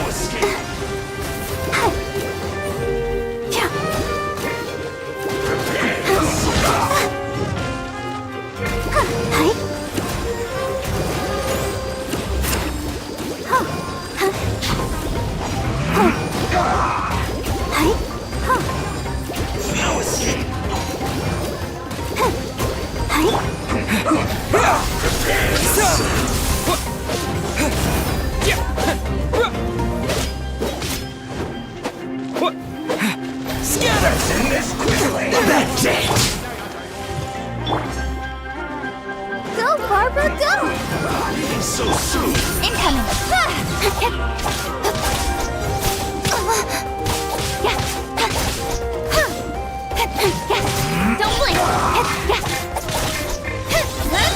Cut to the chase!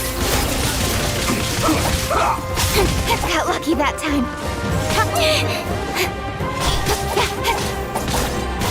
Change of plan.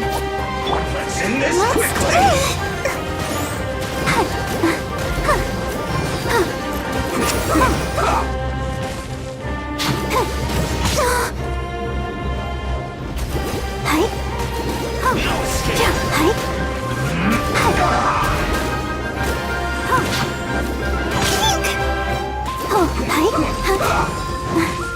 Ready, steady, go!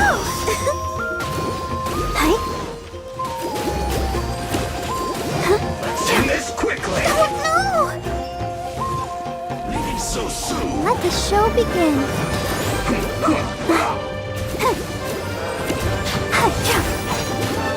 Go, Popo!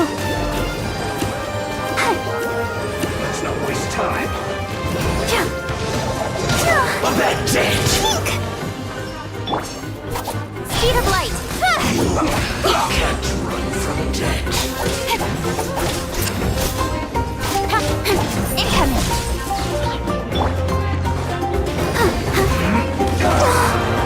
Sister!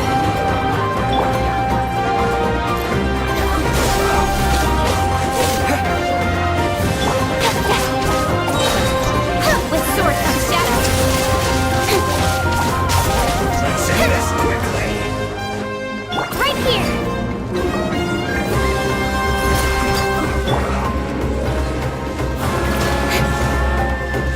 Speed of light!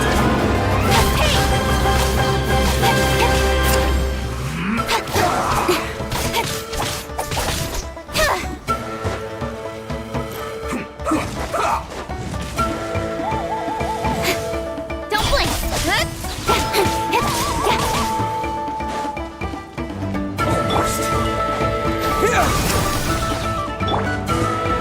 Incoming! Hey! Nowhere to hide!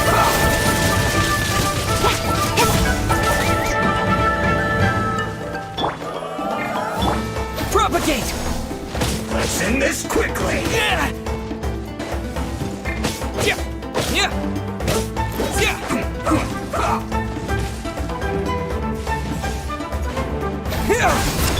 Don't blink!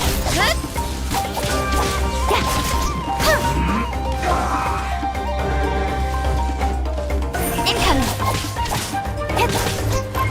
I'll protect us.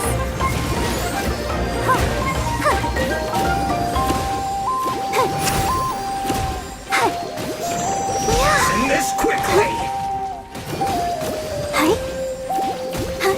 Let's not waste time!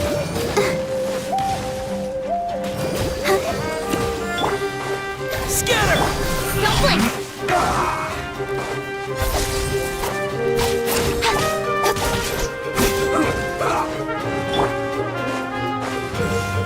Propagate!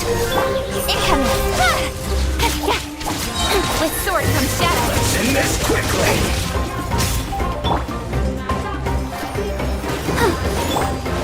Don't blink! Hey!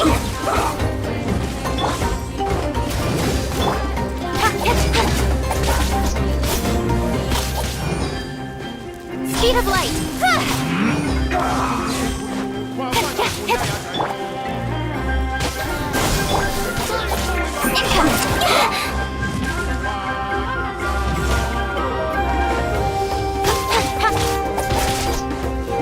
Don't blink! Let's end this quickly! Hey! I guess this is it. Load of this! Nowhere to hide! Trying to get careless.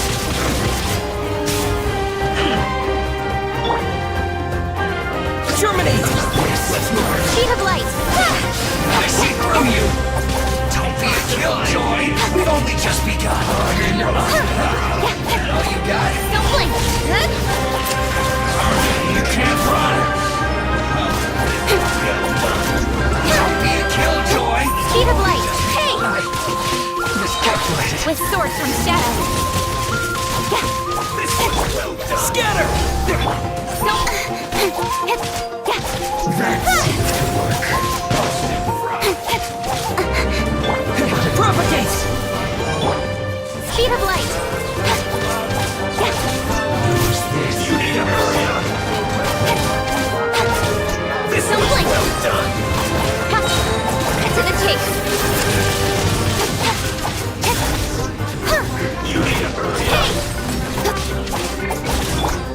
Scatter!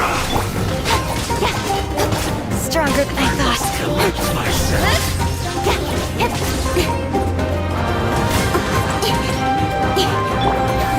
This one's well done!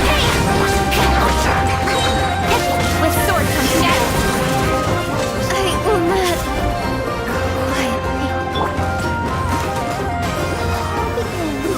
An unfortunate fault!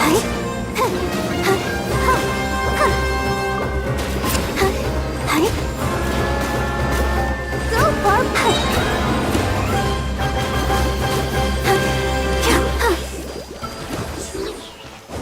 Stay out in the ring? Auroron! Granny. Paimon knows she's called Granny Eatsley, but it's still kind of weird hearing someone actually call her Granny. And greetings to you too, Gramps. What did you just call him?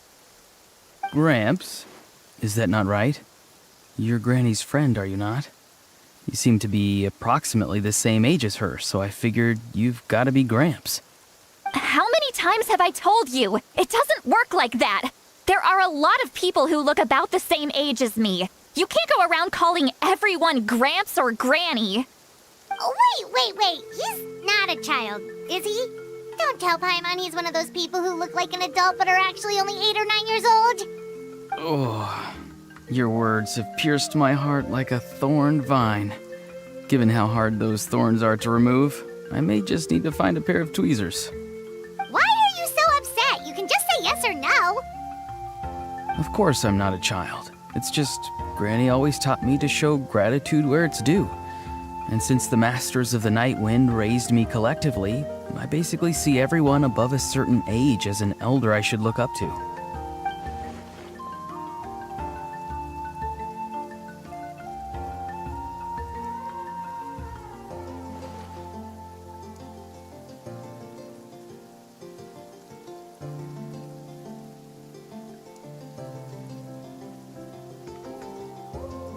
Exactly. But if you keep that up, then everyone's going to be your senior. And do you think saying all of this is gonna save you from a scolding, Auroron? Haven't I told you 100 times since you were a kid? Heed the 3 warnings. Be wary of bees prowling around, scammers looking for their next victim, and strange people who appear out of nowhere. Oh, so you do remember, and you just chose to ignore them. I always knew that living on your own was going to get you into trouble sooner or later. But getting kidnapped? That really takes the cake. You won't always be able to rely on other people coming to your rescue, you know. You're just lucky we got here when we did. Or we might be launching another search and rescue operation to find out where they put your severed head. I'm sorry, Granny. I'll be more careful next time. Next time? Oh, good one. You think there'll be a next time after this? Not a chance. They didn't hurt you, did they? No, they just asked me a lot of questions about Natlan's terrain and made me draw a map of the ley line distribution. Okay, now answer me honestly. Were you the one who helped the captain escape after his battle with the Pyro Archon? Yes. So why did you do it? Because they said they would need my help from there on out. They also said that if I refused, they'd just come to you, Granny, and they'd already figured out a way to make you do their bidding. Hey! I'm no ordinary Granny! Would they really dare to come after me? And you! Did the gods give you a brain just for you to not use it? Did you really believe everything they said at face value and not stop to think? Thankfully, the Pyro Archon only asked that we find the mysterious individual from the Masters of the Night Wind and didn't slap your name on a wanted poster. Don't think for a second that she doesn't know what's happening. Even if the truth that you see will soon manifest into reality, there is still no need to preemptively panic. Have you forgotten the words that I've taught you? I'm sorry. forget it. We can submit the details of this camp and the defeated Fatui as evidence of your innocence. Let's clean this place up and get back to the city. Auroron, you better remember this lesson well and seriously reflect on your actions. Also, once we return to the city, come to the speaker's chamber with me. I'll need you to explain everything. Sounds good. Should I bring some of my homegrown vegetables as well? Your vegetables? Yes. I grow a lot of fresh produce in my garden. I hope the Pyro Archon won't be too picky about the selection. Now's not the time to be thinking about that. If you do come face to face with the Pyro Archon, the first thing you should do is... Recite the 3 warnings. Huh? No! You should emphasize that you were not in cahoots with the Fatui! How exactly did the Masters raise this guy? Oh, right.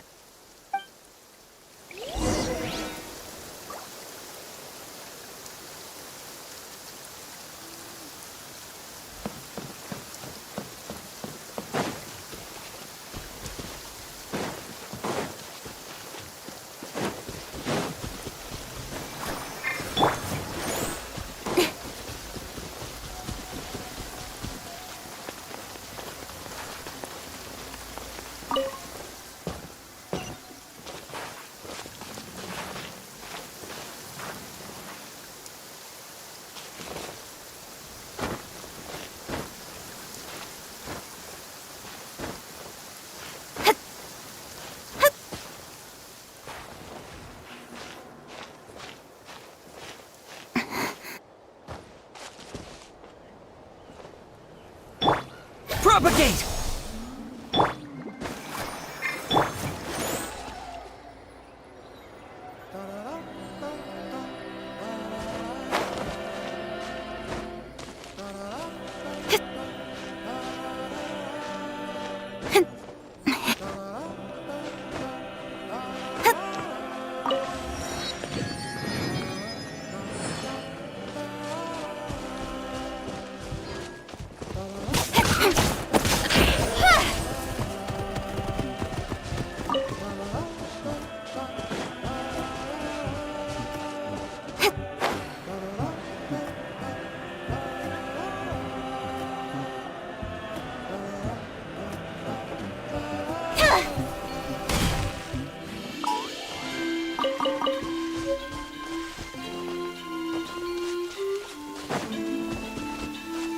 Quite a downpour.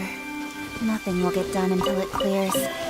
Let this be a lesson to those who yesterday said I'll do it tomorrow.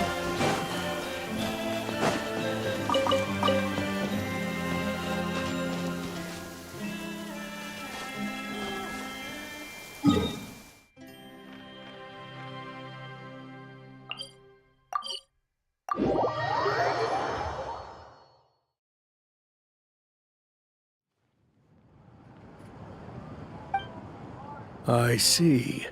So Auroron came to the captain's rescue because he promised to help him in exchange for Citlali's safety. That's right. I'm sorry. Now that you know Auroron was only trying to protect another member of his tribe, could I ask you to petition the Pyro Archon for her forgiveness? We'll give her a full report. We'll let you know once she's reached a decision. Will I need to stay here? Technically, yes. But if Miss Citlali is willing to serve as your guarantor, then we can release you from custody. Sure. I'd be happy to do that. I don't have any more time to waste here. I still have other things to do. Understood.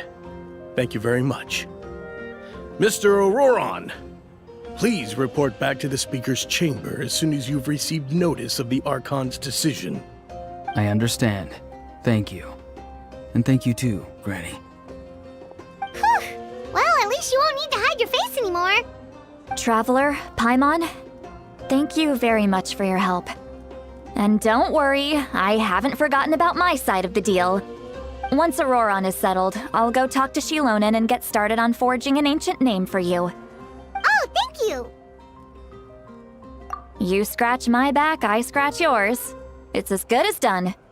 You can just go twiddle your thumbs or something while you wait for the good news. Bye for now. Come with me, Auroron. We've got to find you a place to stay for the night. Goodbye, Gramps.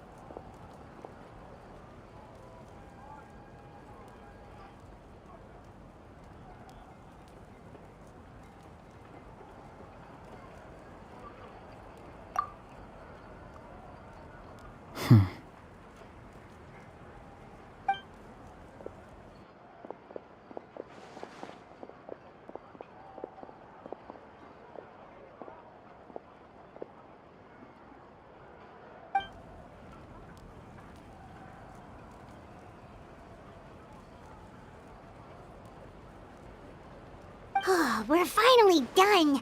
Alright, it's time to find some grub. Huh? What is it, Traveler? What? The captain? Sorry. Paimon just didn't see that coming. So you really saw him in the Night Kingdom? And he didn't attack you? Oh, that Auroron, what is he up to? He sounded earnest enough just now. Paimon would have never guessed anything was happening. All that stuff about protecting Seat Lally and being forced to help the Fatui when he's actually been a willing accomplice all along. Yeah, you're right. Still, Paimon appreciates you telling her about this. Paimon will support your choice no matter what, so if you want to go, we can go together. We still have another whole day before the meeting, so we'll just meet with them when the time comes.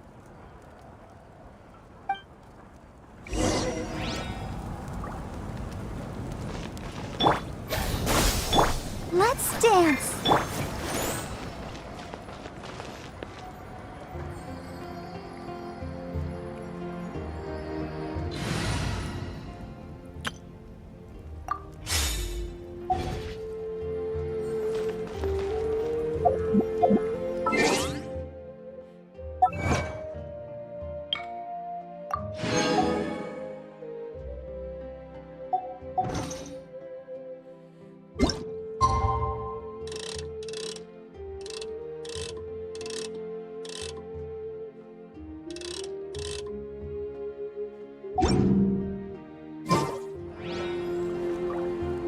All done.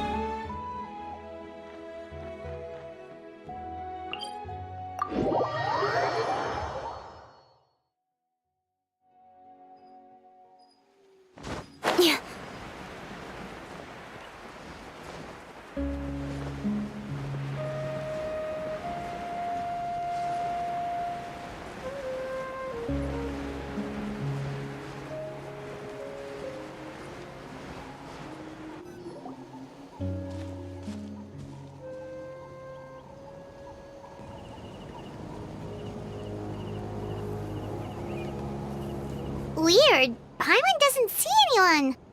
Oh, please don't let this be a trap.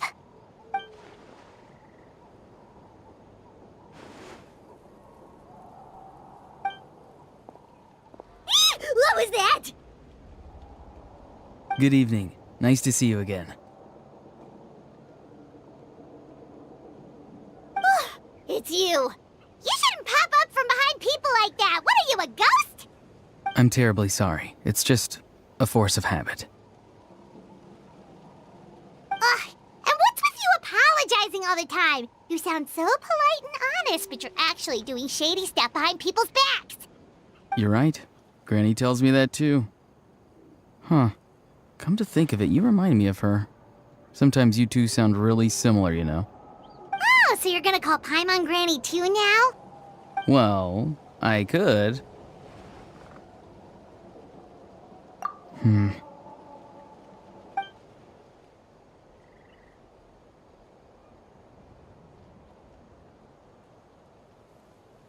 It's all clear. Over to you. Excellent. The fact that you showed up proves that I was right about your character. Yet, there's been a lot of talk about you. Child told me that you're passionate about the unknown and willing to take risks. Rather than facing you as an enemy, I would much prefer to bring you to my side. If we allow the current state of things to continue, we will inevitably clash, and that's a scenario that I'd very much like to avoid. I've long heard of your exploits across the nations. Though you have crossed swords with my colleagues many times, I know that you are by no means an unreasonable person. And once you've learned the truth that the Pyro Archon Malwika would never willingly share with you, you may just find it in your heart to consider my proposal. I assume you've already been informed of the Pyro Archon's plan. In order to defeat the Abyss and save Natlan, she still needs 2 more heroes to appear. Wait, how did you know that? Never mind. Guess that's not important now. I've long kept a close eye on her plan. To be frank, it's an exceedingly risky plan. Will the heroes really appear? And even if they come to her, will their power be enough to drive the Abyss back? If any part of the plan goes awry, all of Natlan, even all of Tevat, will pay for her mistakes. Now, you may have been led to believe that this is the only plan available to her. But what if I told you she's had another emergency plan all along, the details of which she has chosen to keep hidden from you? An emergency plan? Yes. A way to keep Natlan intact, even if her original plan fails. But given the painful cost of its execution, she has chosen to keep it as a mere backup plan.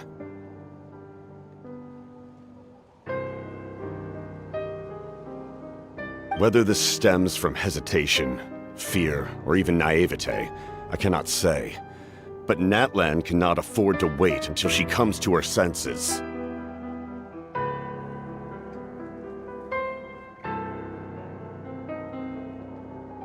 My fear is that given the enormity of the decision, she will be reluctant to confront the dire reality we face until it is too late. There will be no time left to execute the backup plan, and all of Natlan will be lost to the Abyss. We have to make the decision for her, here and now. Yeah, do you have any evidence for all this? Just telling us a bunch of scary stuff isn't enough, you know. Besides, wasn't it you who tried to seize the Gnosis for the Tsaritsa's plan?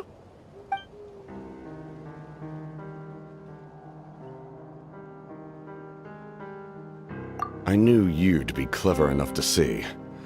That's right. I did not seek the Gnosis for the Tsaritsa. Since I was defeated in battle, I must put to rest my thoughts about the Gnosis. But even so, my desire to save Natlan remains unchanged. And now, I have found a new way to solve the crisis. We can implement it immediately if we reach an agreement. Someone's here. Huh? The captain disappeared! Something is rapidly approaching. Oh no. Something! Bad news, chump! It's your granny! See, Lolly? When did you get here? I knew something was amiss after we were separated. Hidden ceremonial tools, an unconscious traveler.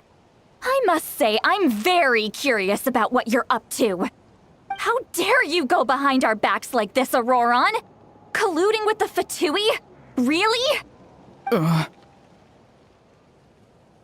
Oh, here we go again. Cat got your tongue, huh? You really think you can avoid a scolding just by staying quiet? I'm not trying to avoid anything. Oh, and now you're talking back. Well, go on then. Explain yourself. What the heck are you up to? I'm sorry, Granny. I feel so guilty. You! That's it! Where are my tools? I swear if I don't teach you a lesson right here and now, I'll... please, calm down. We, still learned a lot of info, didn't we? Like the fact that the captain isn't trying to seize the Gnosis anymore. So maybe just save the scolding for later, okay?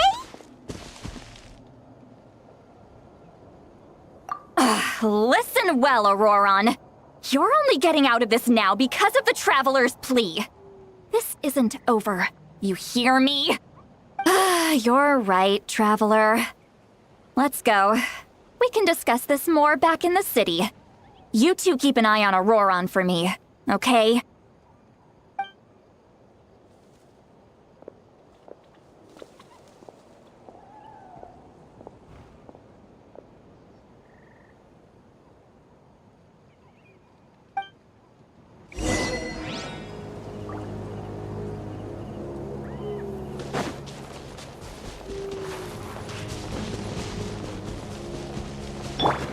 Let the show be...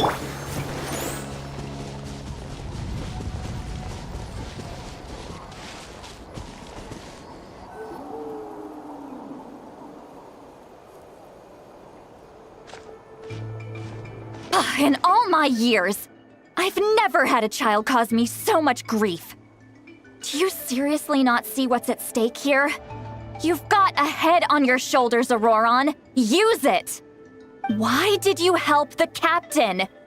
And I want the truth this time. No answer? Think you're being smart? Then let me ask a different question. What does the captain want? What is his purpose in Natlan? Really? You're just going to stonewall me?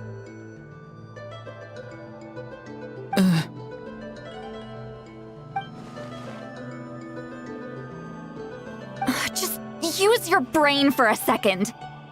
What do you possibly stand to gain by helping the captain? Only endless trouble awaits you and everyone in the tribe. You've always been a good kid. Why would you throw that all away now? If you're worried about something, just talk to me. Granny would much rather we had a conversation instead of constantly clashing like this. Why is he staring at us all of a sudden? I'm sorry that you have to hear all this. You're very kind. Most people would have fled by now. Not everyone can handle Granny's scolding. Oh? You dare gossip between yourselves instead of listening to me? You... Sorry, Granny. Sorry, Granny. Sorry, Granny. You know what? Fine. I'm perfectly aware that everything I say goes in one ear and out the other.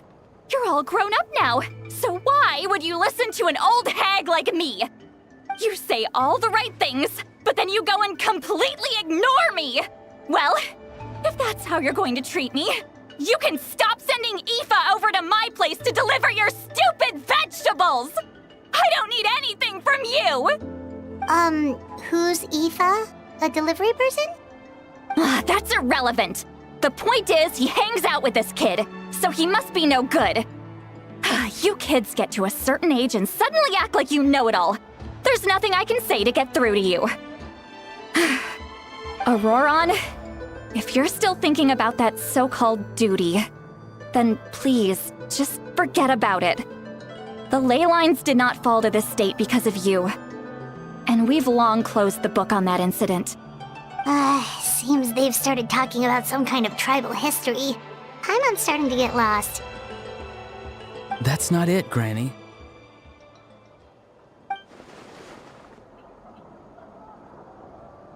I know you tend to get down on yourself when you're upset, but I can tell I really hurt you this time. All I can say is I'm sorry. His voice. Auroron! Where have you gone? It sounds like he's somewhere super far away, but isn't he right here in front of us? I'm really sorry. It's up to all of us to do everything we can to save Natlan. So I've got to go. Get back here this instant! Auroron! Ugh, what is this? Powder from plant spores? Is that the trick he used? What just happened? How was he able to suddenly get so far away like that? Ah, it's a trick of his. If you grind spores into a powder and spray it in the air, it can be manipulated to create an illusion. He pulled it off flawlessly. He must have put a lot of time into perfecting it. Don't tell me that's how he's been hunting in the fields these days. Oh, couldn't he have picked up something more useful? Ugh, little brat. That's it. The next time we meet, I'm definitely going to break his legs. Whoa, that's a little extreme. But still, why does he feel like he needs to run from us? If his goal is also to protect Natlan, then can't we work together?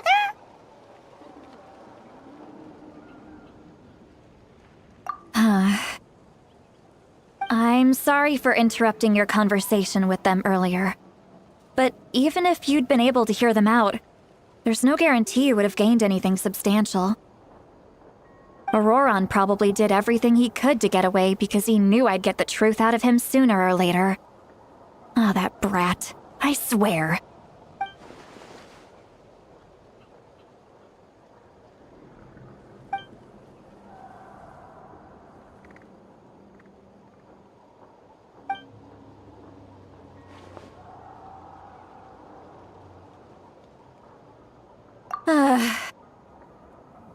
We've got quite a long walk back to the city. Let's take our time. It'll give me a moment to figure out how to explain all this.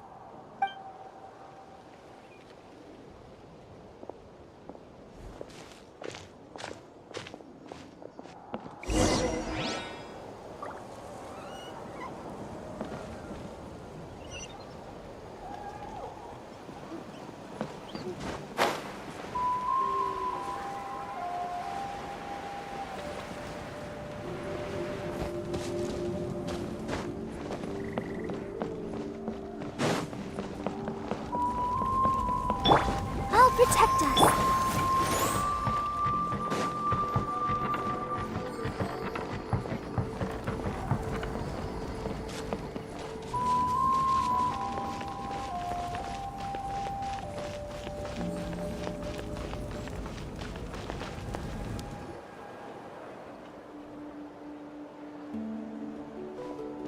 Do you two have some time?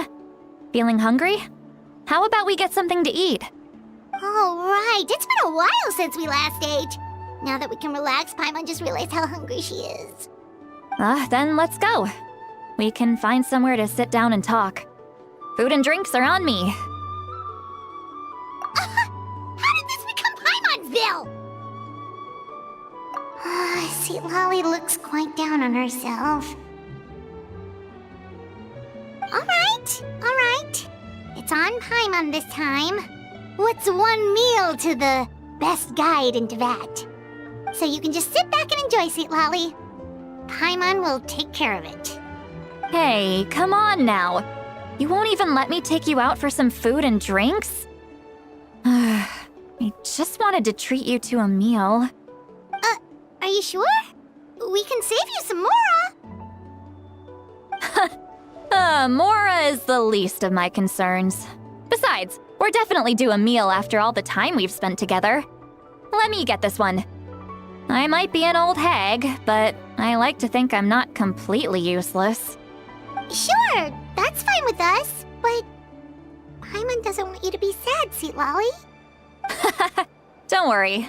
I'm sure a juicy grilled steak will work wonders.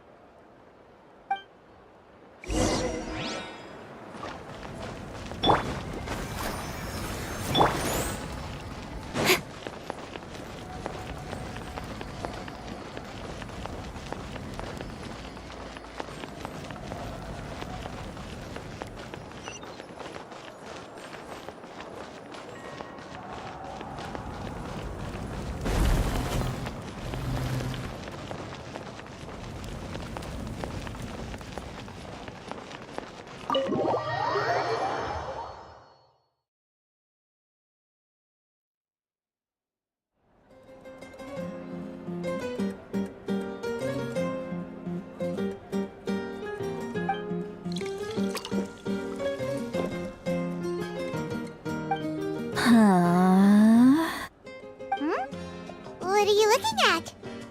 Do you see two people standing by the door? They look like spitting images of each other. Are they twins?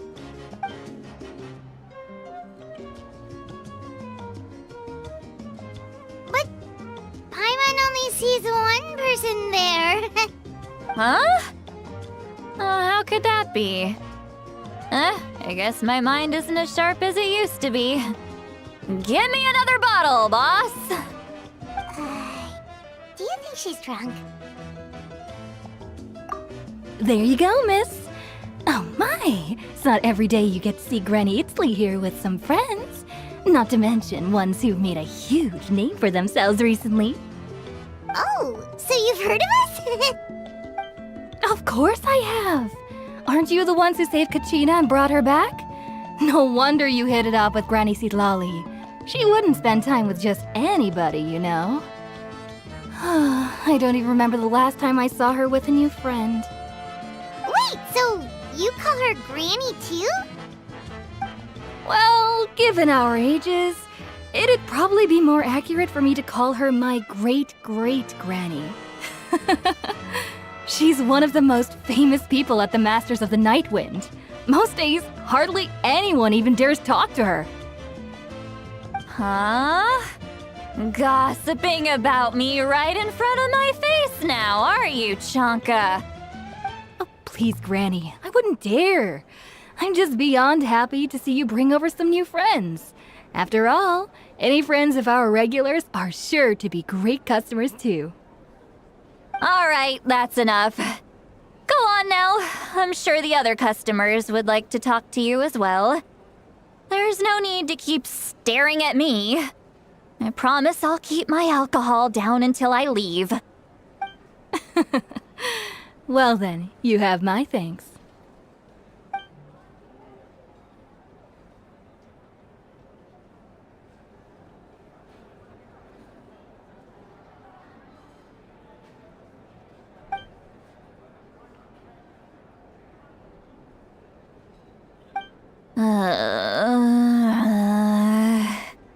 Sitlali?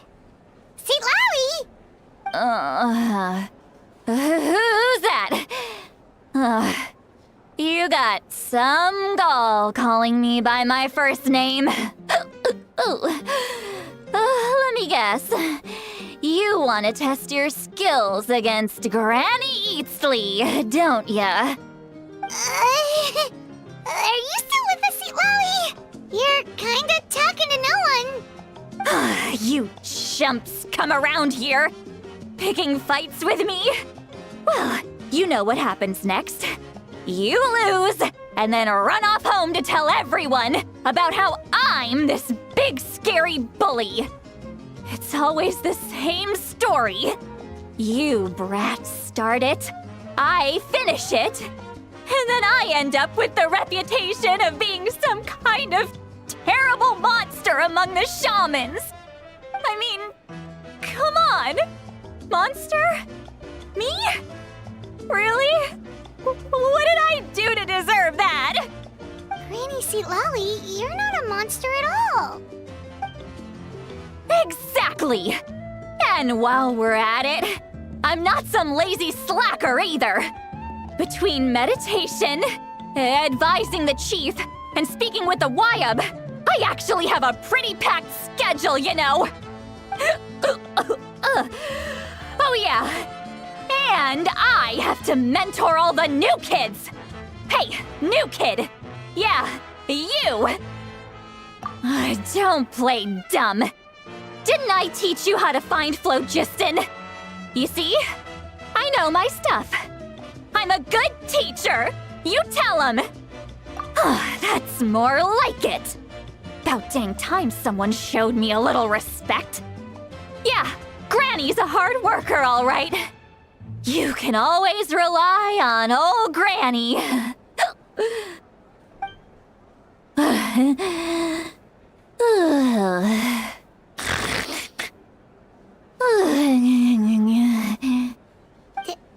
Did she just fall asleep with her eyes open? Oh, jeez. Behind this pitch-black curtain, a chapter of hatred reveals itself. Behind the smoke. The lingering smoke. Ah, she's meditating again. She does this whenever she's had a few too many drinks. Her mind's actually racing at this point. It's quite the opposite of sleep. Is this another specialty of the Masters of the Nightwind? No, I'd say it's an ability that's unique to Citlali herself. While she can easily pick up everyone else's skills and tricks, few have been able to master hers. Warning, warning. Red, the color of danger, has now arisen within that pair of eyes. Huh? Traveler? Paimon? What's wrong? I'm gonna hurl. Hang on, just keep it in. Phew. Okay, it's passed. That was a close one. You had Paimon worried. Paimon really thought you were about to barf all over the table just now. How embarrassing. I'm sorry you had to see me like that. That's never happened before, I swear. I've never thrown up, not once. Are you feeling okay? Wanna take a quick walk and get some fresh air?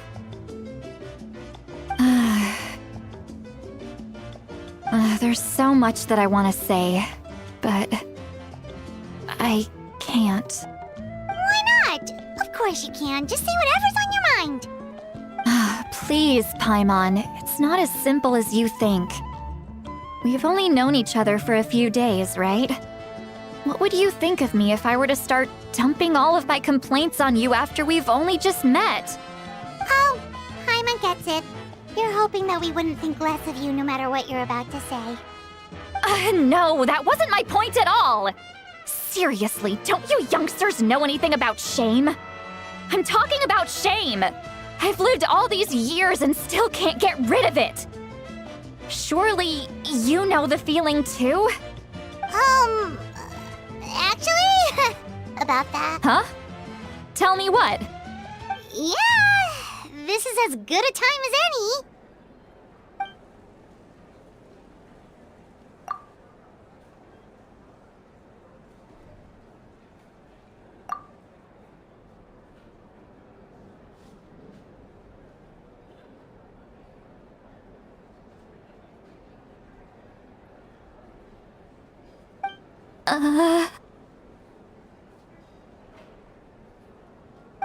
So, you heard my... It's okay, Citlali. You had every right to complain about those things.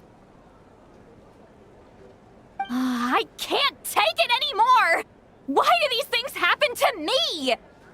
Hearing me mumble under my breath is one thing, but hearing what I mumble in my own head? That's too much! It's just like when you're rolling on the floor in your pajamas, but you forget to lock the door, and someone bursts in to deliver cabbages and sees the whole thing! So that, happens to you a lot.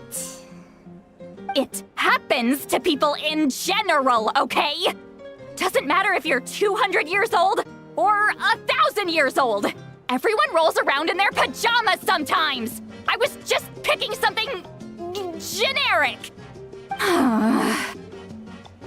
Take a walk with me. I have things to share with you. Looks like she's completely given up. Like those criminals who just confess everything and accept their fate.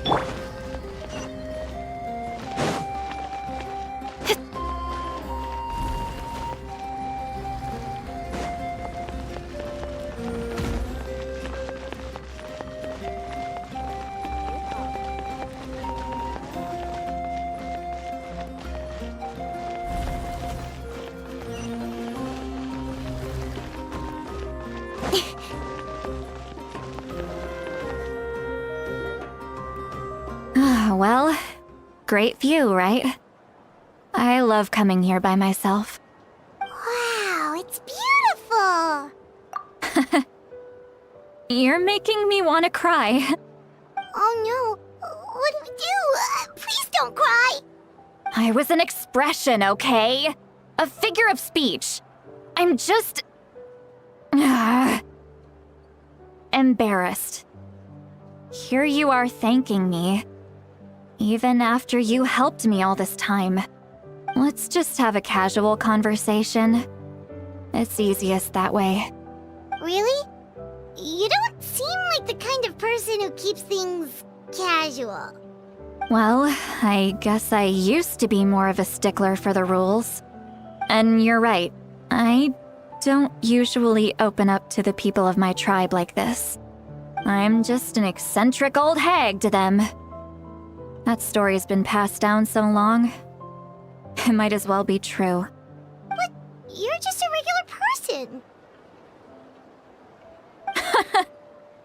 The kids of my tribe would have a heart attack if they heard you say that.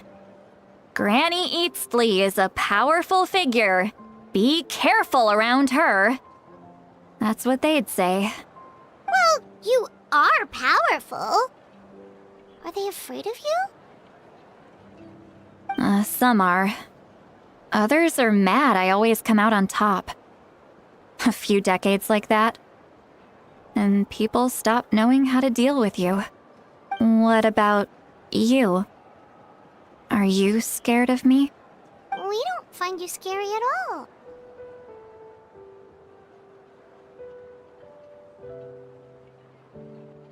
Huh.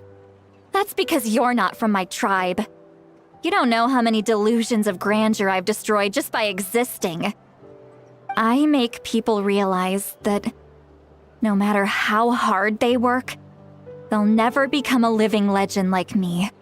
Oh, not to brag or anything. Maybe it's hard to believe. Just pretend I never said anything. We believe you. Shilonen has full faith in your abilities, and Auroran didn't seem scared of you. He thinks of you as his granny, right? Yes, but Auroran's a special case. Mawika already told you about her plan. And you've given so much help to Auroran and me. You deserve to learn the full truth. Auroran's not like other people. As I mentioned, he was abandoned as a child. The reason being, his soul is incomplete. The Masters of the Nightwind view this as a bad omen, capable of bringing about illness and misfortune. No one knows who his parents were. He was just left on a rock in the wilderness. It's a miracle he wasn't devoured by some wild beast. The Masters of the Nightwind believe they can see human souls. And in Auroran's incomplete soul, they saw a possibility for Natlan.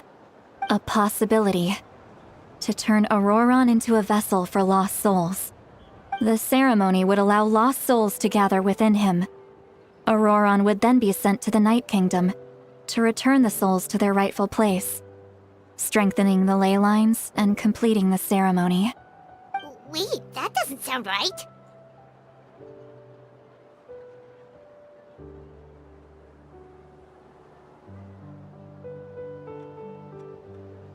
Now you see the problem. When damage occurs to the Night Kingdom, the souls held within disperse and remain adrift, unable to find a way back to the ley lines. This loss of souls damages the Night Kingdom even further. The ceremony can send back countless souls at once, which would benefit the Night Kingdom and the souls themselves. Of course, the vessel, Auroran, would be sacrificed in the process. I wasn't surprised the chief at the time came up with the plan. The ley lines were already in a terrible state. A suitable candidate for the ceremony appears, and now you have the chance to make things better. Of course you're going to take it. When the chief asked for my opinion, I didn't give my approval, but I didn't object either. So they went ahead with the ceremony. It failed, and Auroran escaped with his life. Pathetic, isn't it? By not objecting, I basically gave them the go-ahead. Maybe they didn't have my explicit approval, but it's not like I did the right thing. If the ceremony was successful, Auroron would probably be dead. Of course, in my tribe, death is rarely something to fear. But what kind of message would we be sending by sentencing a newborn to death? By using a human life as a tool? It's not right. So, when I learned the ceremony had failed, I was ashamed by my inaction, and absolutely relieved by the result. The plan was never a secret.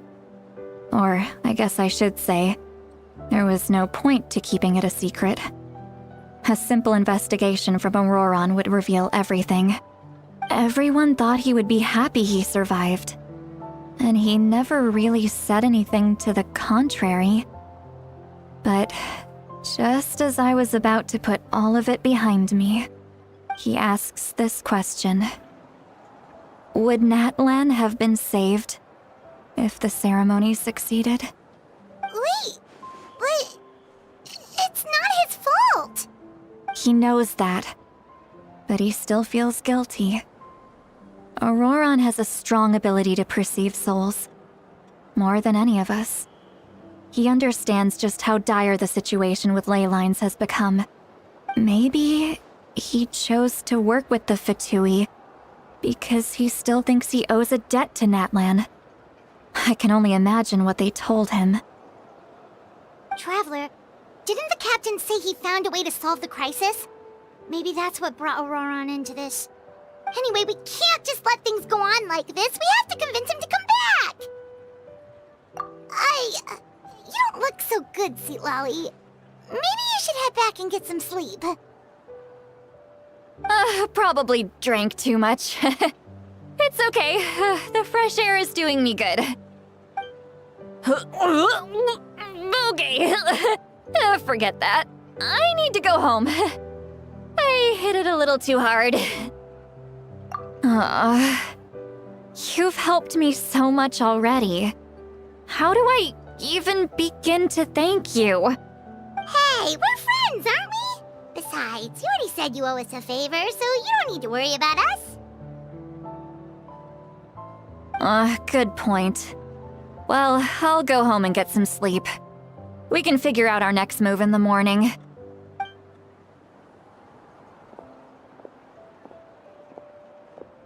Friends. I like the sound of that. Auroron's probably back with the captain, don't you think?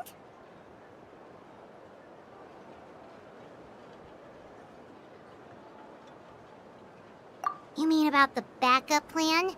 Do you really believe what the captain told us? Yeah, you're right. We should just go to her directly. But she's probably asleep. We can find her first thing in the morning. For now, let's... go to bed.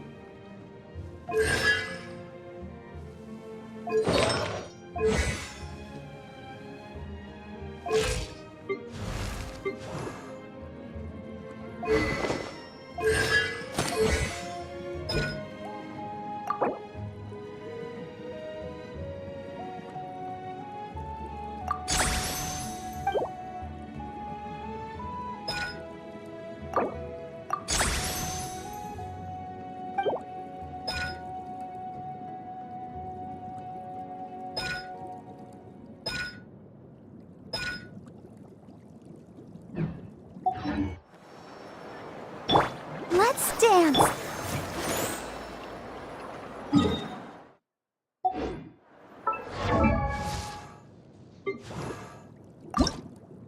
I wonder when I'll be as tall as my big sister.